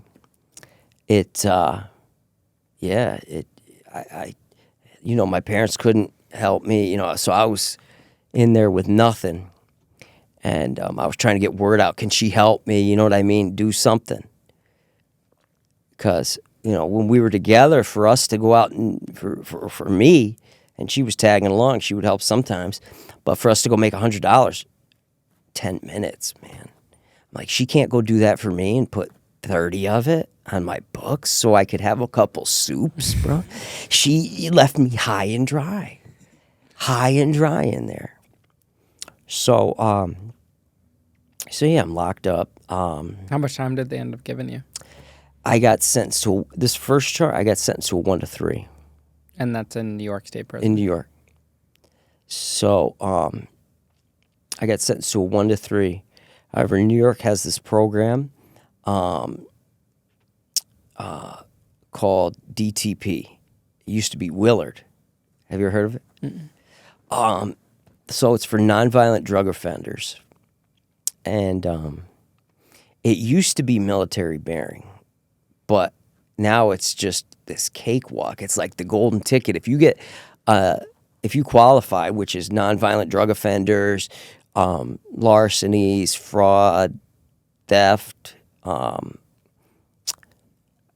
if you qualify, you know, you're taking that 1 to 3 and you're going to Lakeview and you're doing 90 days of intense drug, 90 meetings, 90 days, no military bearing, you're smoking cigs, you're chilling. So I got sentenced to that. It has to be judicially sanctioned. It used to be for parole violators. So, so I get sentenced to DTP, Willard as it used to be called. The old Willard facility closed down, so they moved it over to Lakeview. Now, Lakeview is the home of Shock. Little did I know that, a year later I'd be going to Shock because us in DTP, we'd see all the Shock, cadets going through hell, having to do crazy shit. We'd laugh at them. We'd see them carrying logs, and we'd be like, and we'd see them, and we'd talk, look at doing dumb shit, and carrying logs, and I never thought, I thought I'd be going to Shock, but like I said, it's intensive. It's a lot of meetings and stuff like that. So, you could skate through. I did the program. I went above and beyond.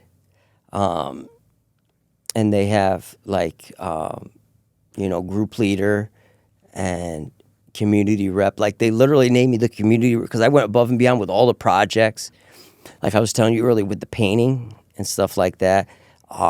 We had to do like a community meeting where every week we had to draw up a board. And, I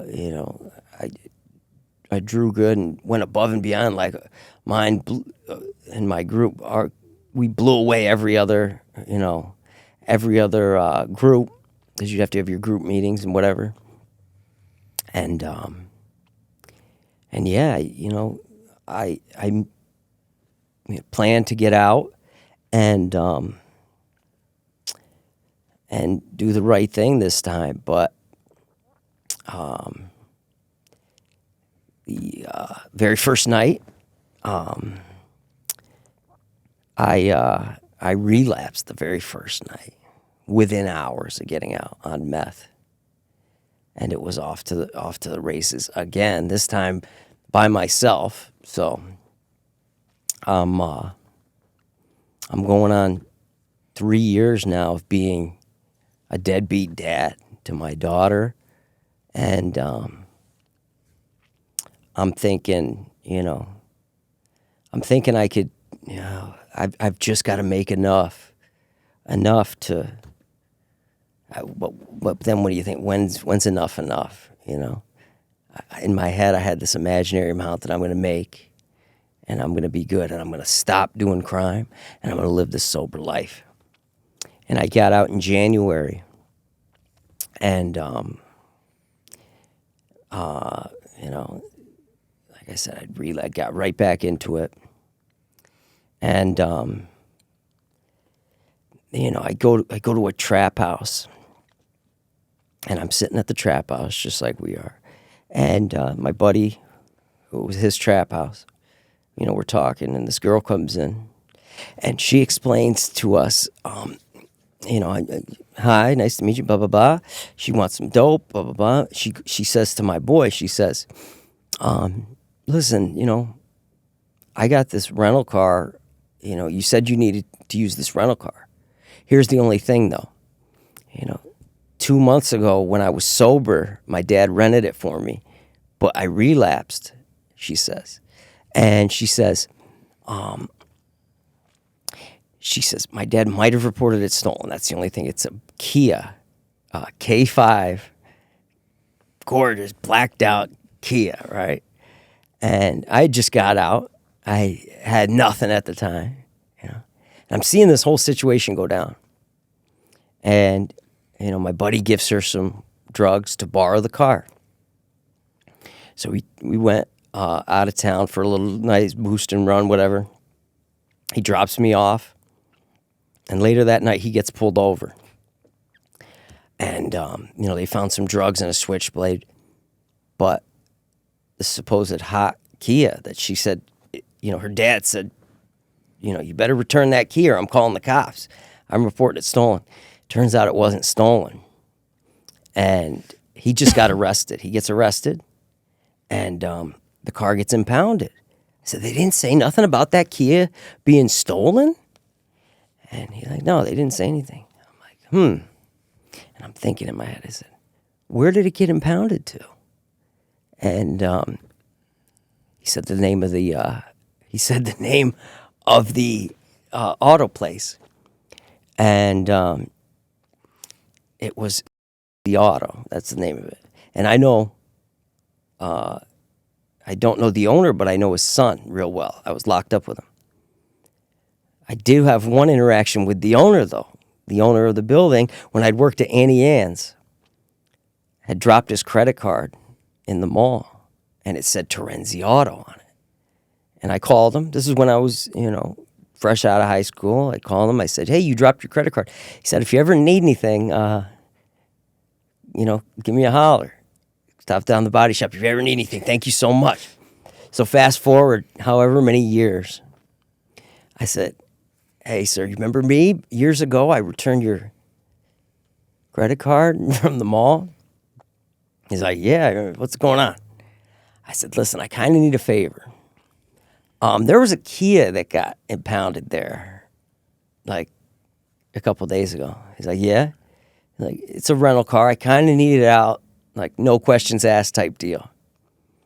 He goes, well, the night tow truck driver, Lenny, he came and picked it up.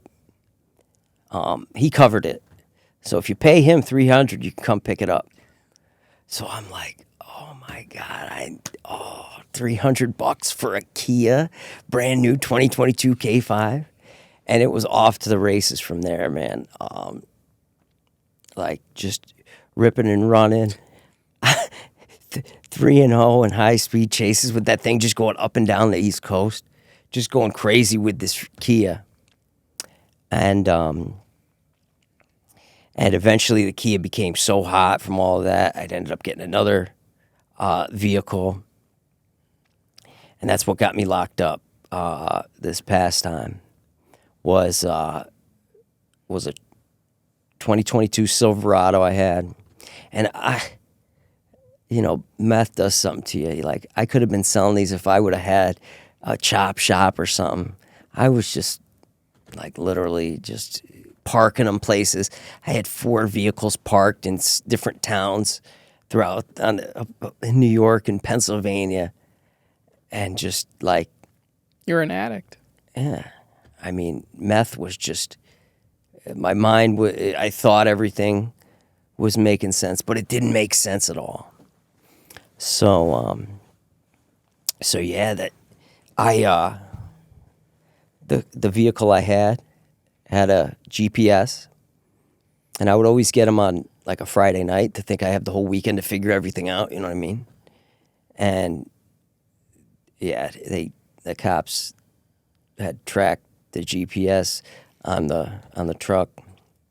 So yeah, I'm on parole at this point, mind you.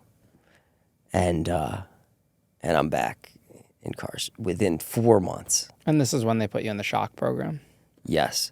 What is the shock program? So shock is military bearing based treatment program.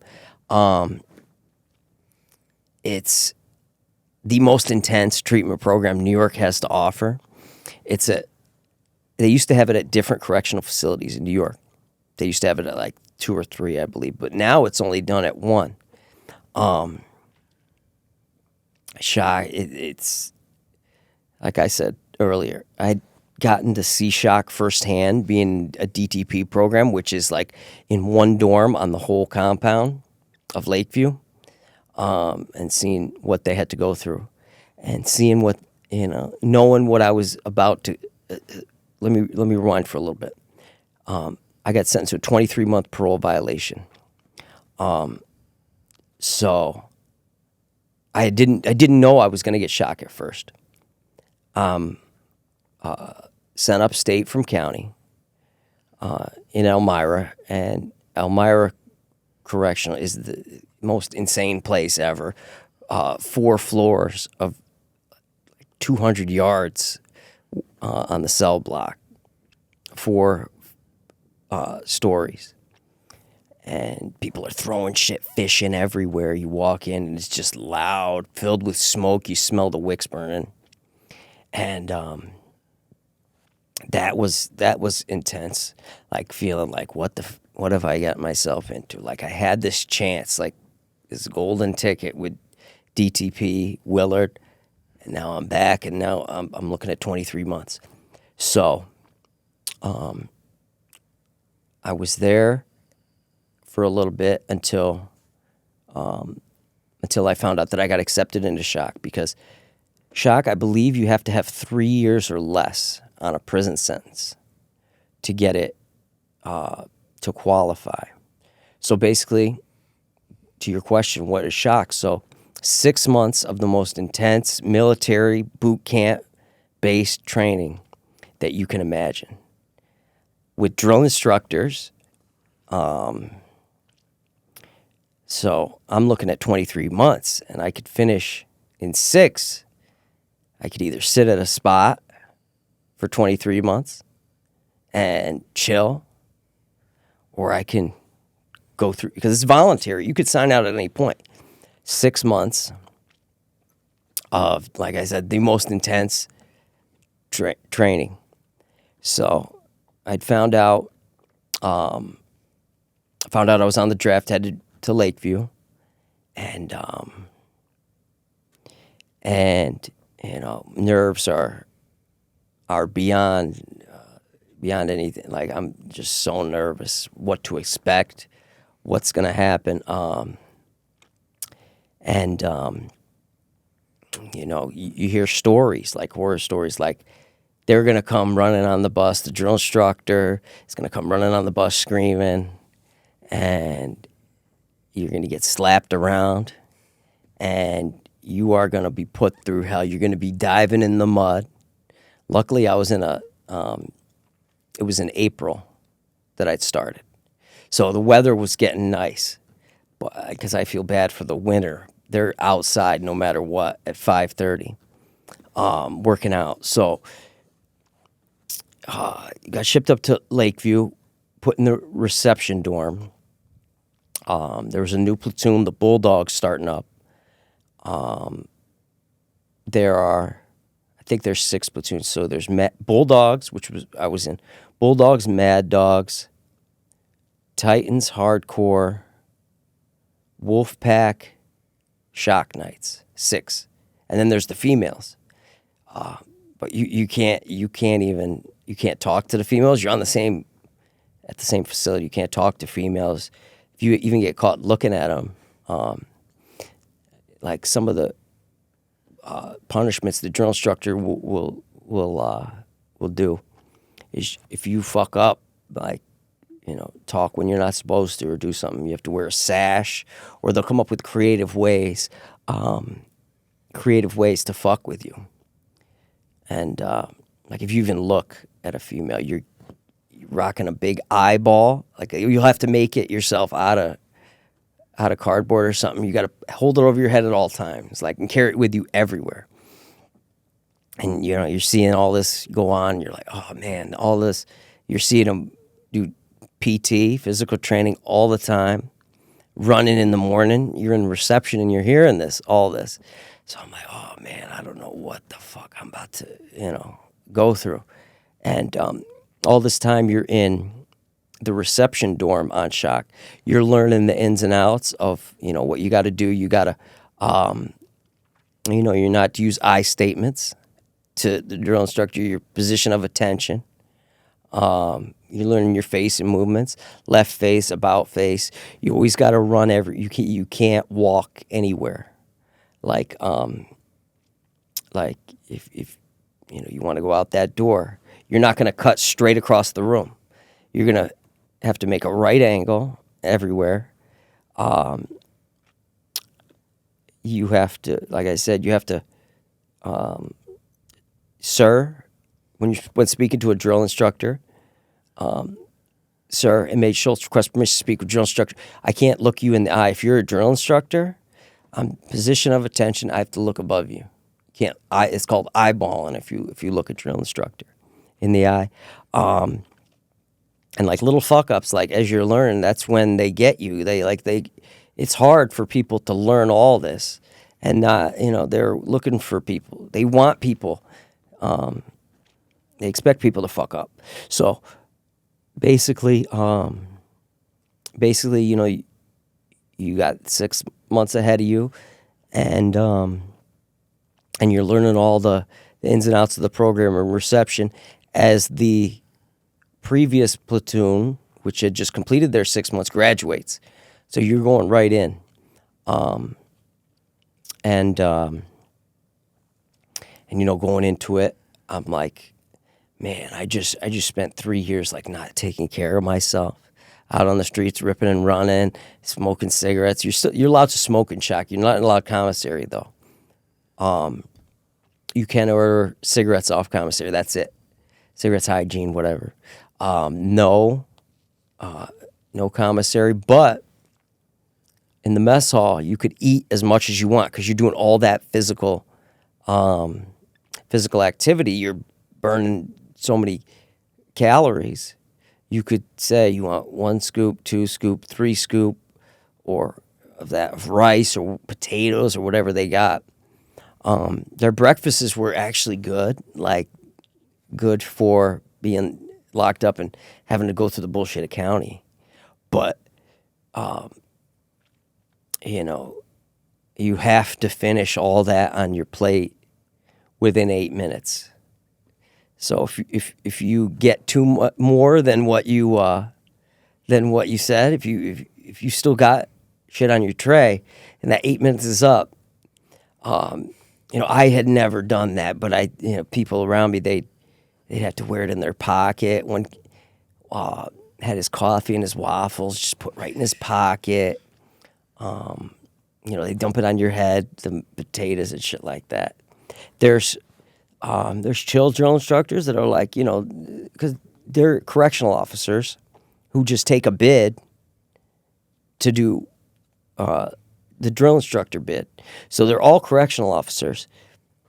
The bid just comes with like the responsibility that you have your platoon or whatever,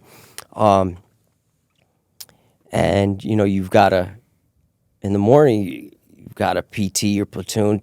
Some officers are chill, some think they're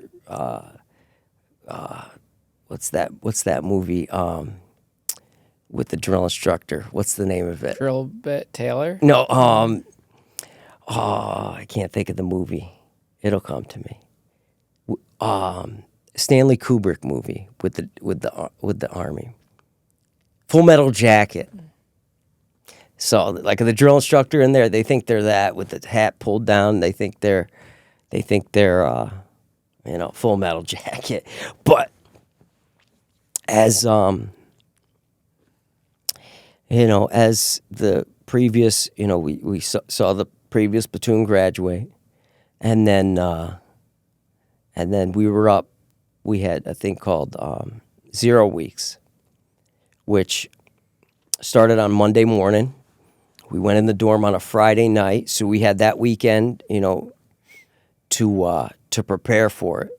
You've got to have your uniform with creases, pants hemmed, your boots.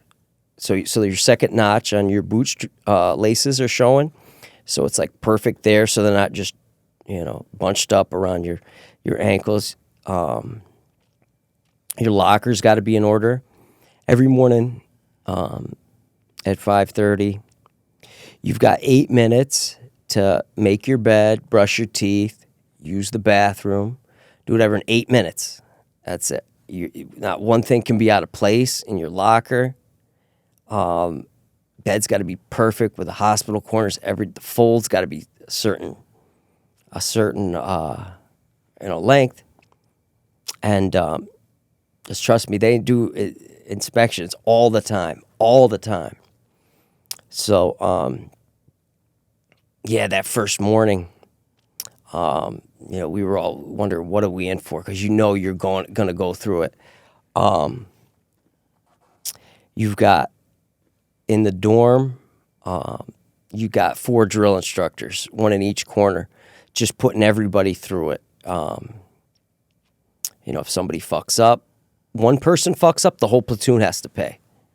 So, there, you had people fucking up, and you're like, "Fuck, man, why can't you just get your shit together?"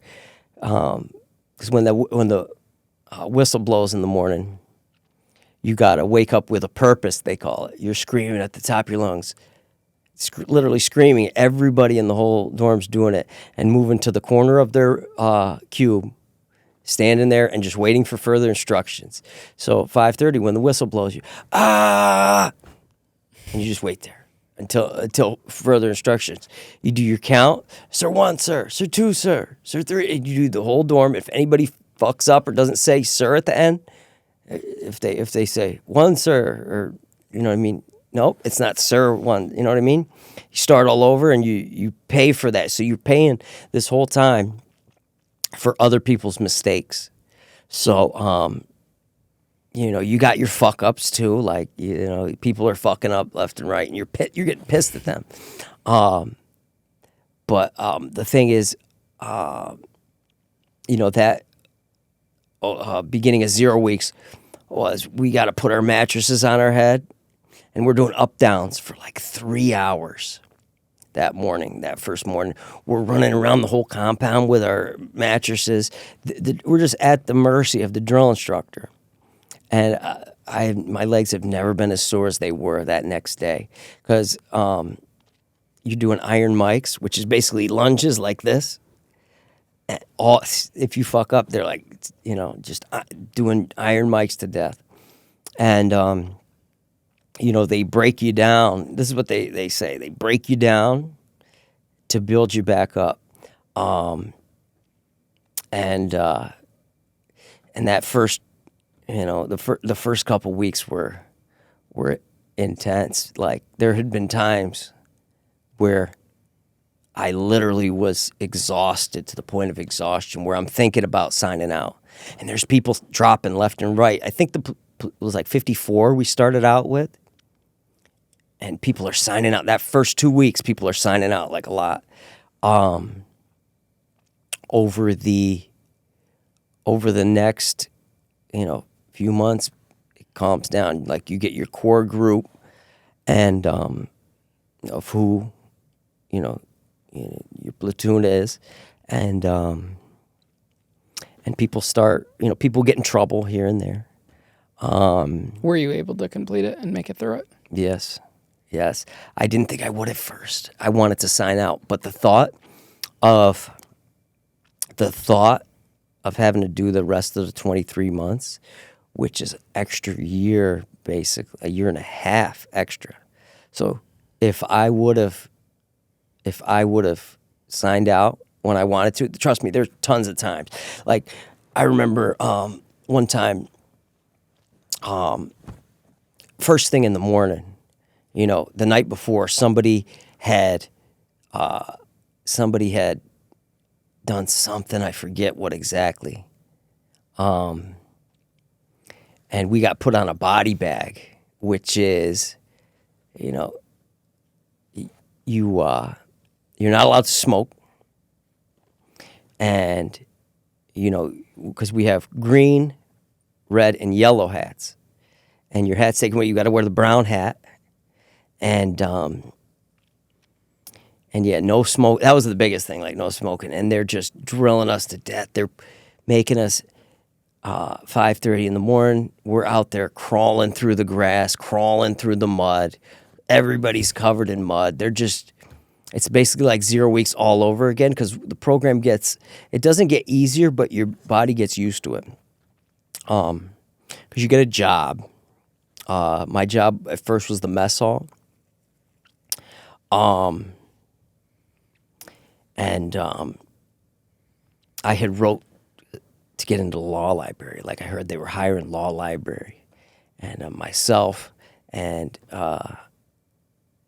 one of my peers had got the job at the law library, which is the cakewalk. Law libraries, air conditioning. This is during summer.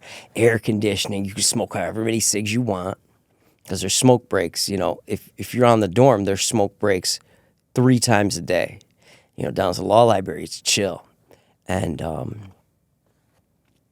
yeah, I got the job at the law library, and you know, I started honing some of my drawing skills. And being at law library, the officers down there were cool. They could hook us up and get shit printed out because in Shock, you get one phone call, basically a week. They completely cut you off from the outside, like your family, like you're there to fix you,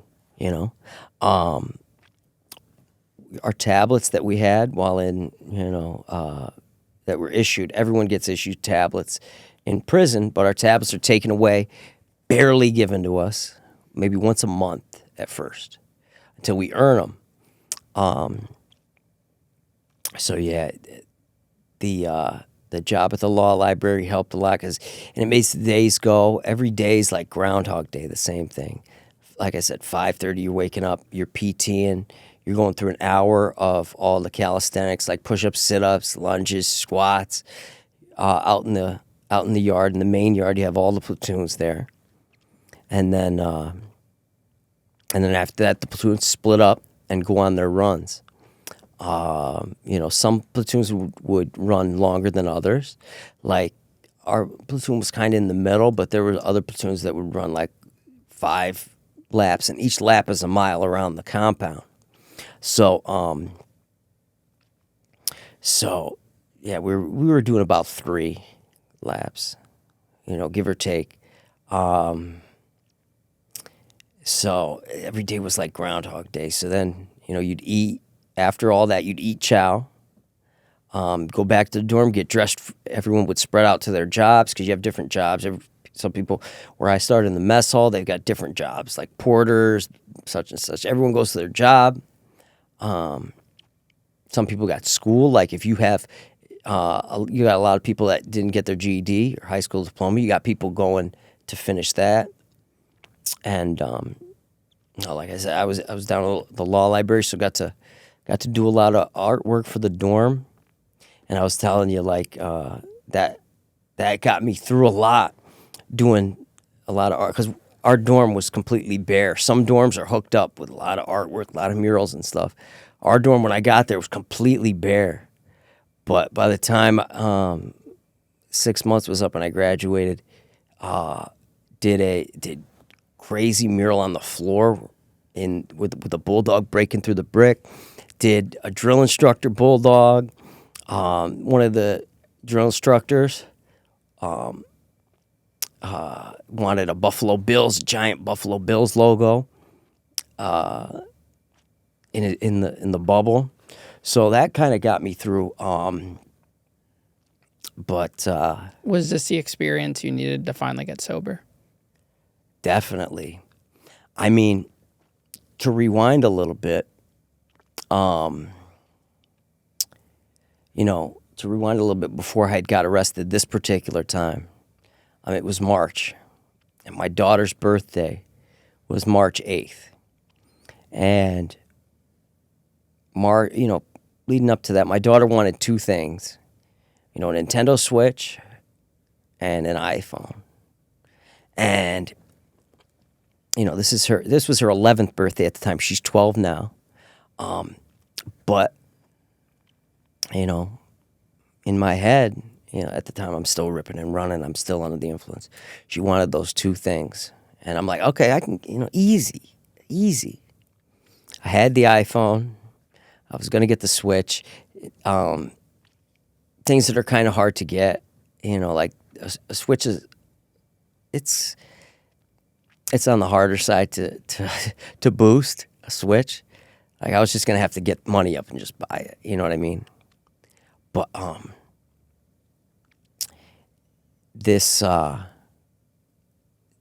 so her birthday's coming up in a couple days. I'm going to be there for her, but I'm on the run again. Like I said, I'm on the run. And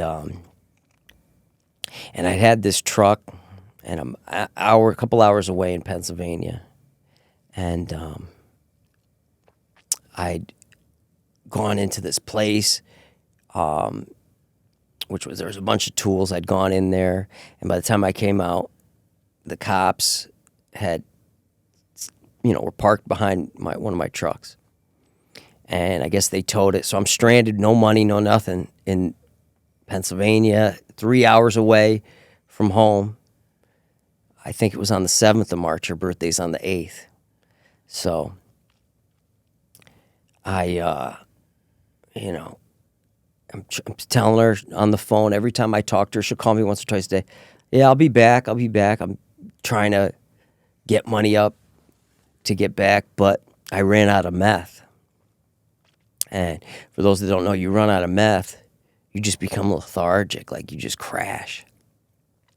And I'm crashed. I'm in a strange town. I had lost my transportation. And since I'd run out of meth, I don't know anybody. I'm in the strange. So I'll never forget what hurt the most was me missing her birthday, like right before I got locked up. And I said to myself this whole time, like, this is it. Like, shock. Like, people can knock it. People can, say what they want about it. But, like, I actually appreciated it in a way. Like, it got me to the point where, I was healthy. I was in shape. And, I had a plan. I had these 6 months to plan everything.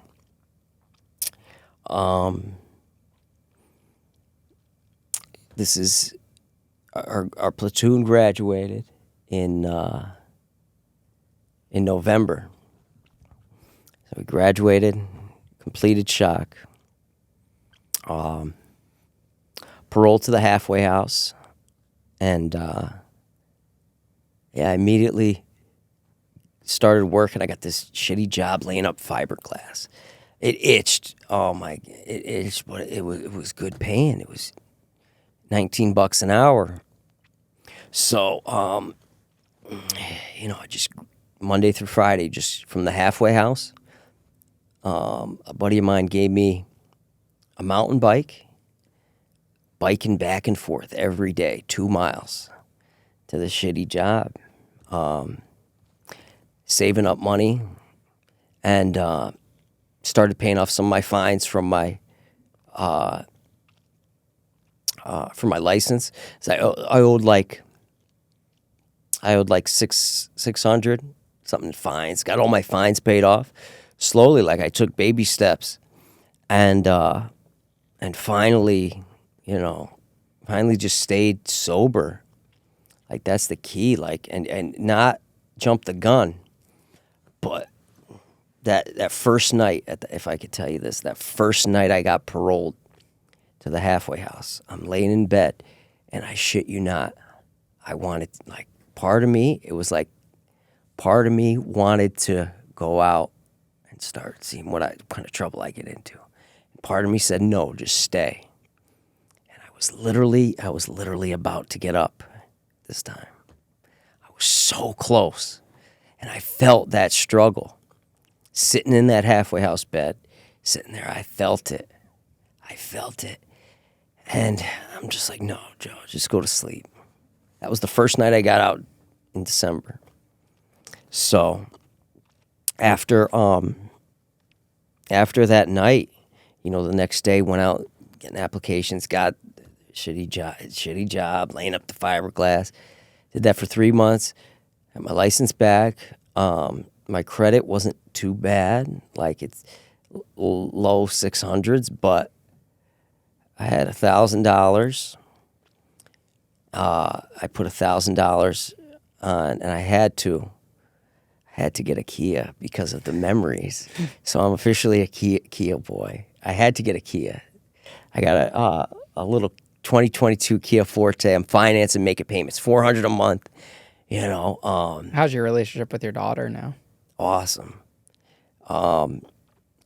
Here's the bittersweet part. She's 12, and she's getting to the point where it's like, you ever hear that song Cats in the Cradle, where the dad gets older, and just wants to hang out with the kid, but then the kid gets too busy. My daughter's getting like that. She's getting to the age where it's like, I'm hanging out with my friends, Dad, But no, I talk to my daughter every day. I got I got a little RV, a nice RV. Like, I'm talking, like, and I seen you had Walt Jr. on the podcast. Yeah. Shout out to Breaking Bad. That was awesome. I seen you had Walt Jr. on the other day. That big Breaking Bad fan. Good dude. He's a good dude. Big Breaking Bad fan. I'll tell you this story. So my dad, remember I told you my dad, and this is when I was selling dope. I would try and get my dad set up so I could go make a run. Every morning he would put on Breaking Bad, season 1, episode 1, right? And he would watch it the whole way through all day. And it's always on in the background, so I know like every episode of Breaking Bad.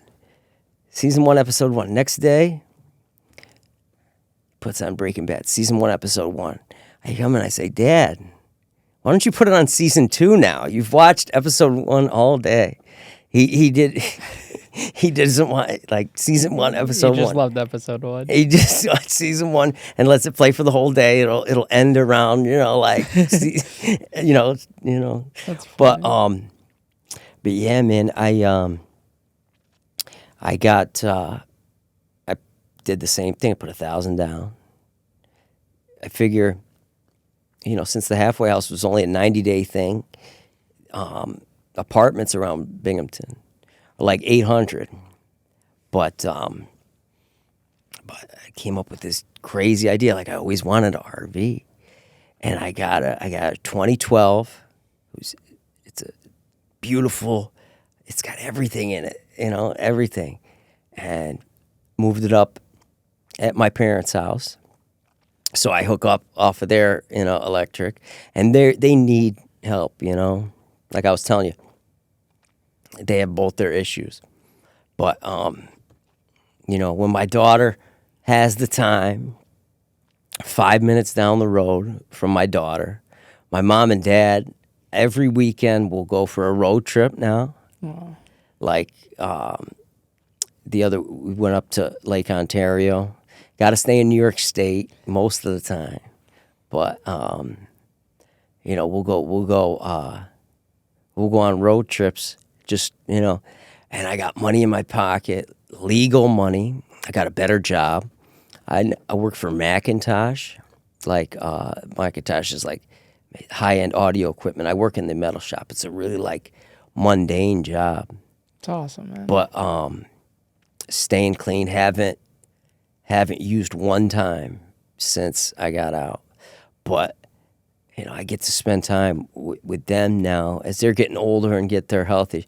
I take them.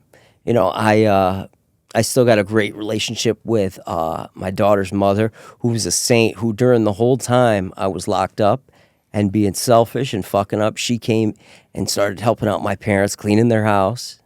Even though we're not together, she's a saint for that.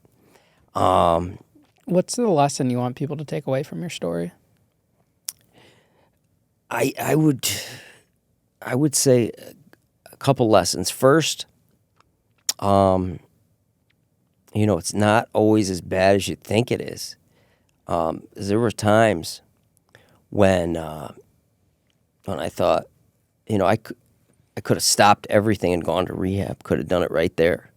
But I thought, I'm too deep over my head. And in the long run, I kept getting more and more wrapped up in this lifestyle, more and more. There were times when I could have stopped throughout this whole journey. And I didn't. Another would be, if you get down, if you get knocked down, like I was, and I'm released to the halfway house, not $1 to my name. Have patience, because, Rome isn't built in a day. You can't, like I was saying, that struggle of me wanting to go out, and that was part of it. I want to get some money in my pocket quick, and that wouldn't have ended up in a good situation. Especially now, you can't do anything now. You can't do any crime. There's cameras. You can't do anything, even if I wanted to. But that's the thing. Like, take the help that's offered. Because when I was paroled to the halfway house, they got a reentry program in Binghamton. I don't know too much about it. I'm sure it's everywhere in New York. I'm not sure about other states. But they did a lot. Like, they hooked it up. Like, for people, for people that were formerly incarcerated, they got, released back. They hooked up so much. Like, they give you a card for, the Dollar General. They'll give you a gift card. They'll buy you shoes. They'll buy you a phone. They'll pay your phone bill for the first, till you get self-sufficient. And that's just to the point where I never thought a year ago, to the point where I'd, be working and, spending time with my daughter, spending time with my parents. Like, I neglected them big time. Being a son, I was a shitty son for a few years, and a shitty father for a few years, really shitty. And, it could have ended up bad. 3 of my closest best friends growing up all died from overdose. They're within the last 10 years, 3 of the closest best friends. And 2 of my cousins all died from overdose. Literally, like, everyone who I grew up with. Like, to this day, I say I have a lot of associates, not very many friends.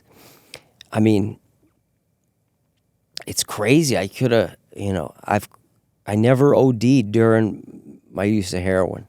I had come close a few times. But I'd never OD'd to where I needed Narcan or anything. But not only that, could have easily, when going on, these high-speed chases, literally like Fast and the Furious type shit, and it literally an inch here and there, and that could have impacted somebody. That could, imagine if here comes, out of a park, into the road as a family or something like that. Yeah, that's what and just the selfishness of me wanting to keep the addiction going, and just to be selfish, not thinking who I hurt, not thinking whose truck this is, whose car that was, you know what I mean? That type of shit. to deal with that, you know, to this day, like, you know, keeps me on a path where, you know, I know just how quick, you know, within 5 minutes I could have someone on the phone. I need some ice. I need some that quick. And everything that I worked for the last 6 months to accomplish is just right down the drain. So I got 2 more months of parole left. I finished parole in October, and from there, It's off to the races. no, it's not. Again, I can't. Never. To life. Oh, to life. Not to your past. Yeah, no. It's your new life now. I mean, you know, I'd love to. You know, I don't see myself at the job I'm at. You know, it's mundane, like factory type work. It's a starting point. It is, and it'll put some money in my pocket. It's great money. So, you know, Well, Joe, I appreciate you coming on the show today, man. Hey, Ian, I appreciate you having me, and what you've done, what you built here. It's impressive. Mad respect to you. Mad respect, you know, having me on. And, you know, I appreciate it from the bottom of my heart. One thing, you know, my favorite episode of yours is What? Mad Duck. Ah, that was a great one. I love that one too. Victor Shear. Such a good storyteller. Oh man, he is. I want to go to Mad Duck. And it's somewhere in New York. Like I hit him up, and it's like an AI answering machine. Really? It's somewhere near me. Yeah, upstate. he is out that way. He's out that way, and I want to hit up Mad Duck. He's but great, man. It's he's so great. It's like an AI when you hit Mad Duck. It's some AI that says, we'll get back to you. He's got his cabin in the woods. I think you could book it on Airbnb. Really? Yeah, it's on the web. He had a link to it in the description. Shout out to Mad Duck. He's got his cabin. Victor Shear. Victor Shear. That was the episode. He's got his cabin in the woods. He's great, bro. Mad Duck. Well, I appreciate you, brother. Appreciate you, Ian.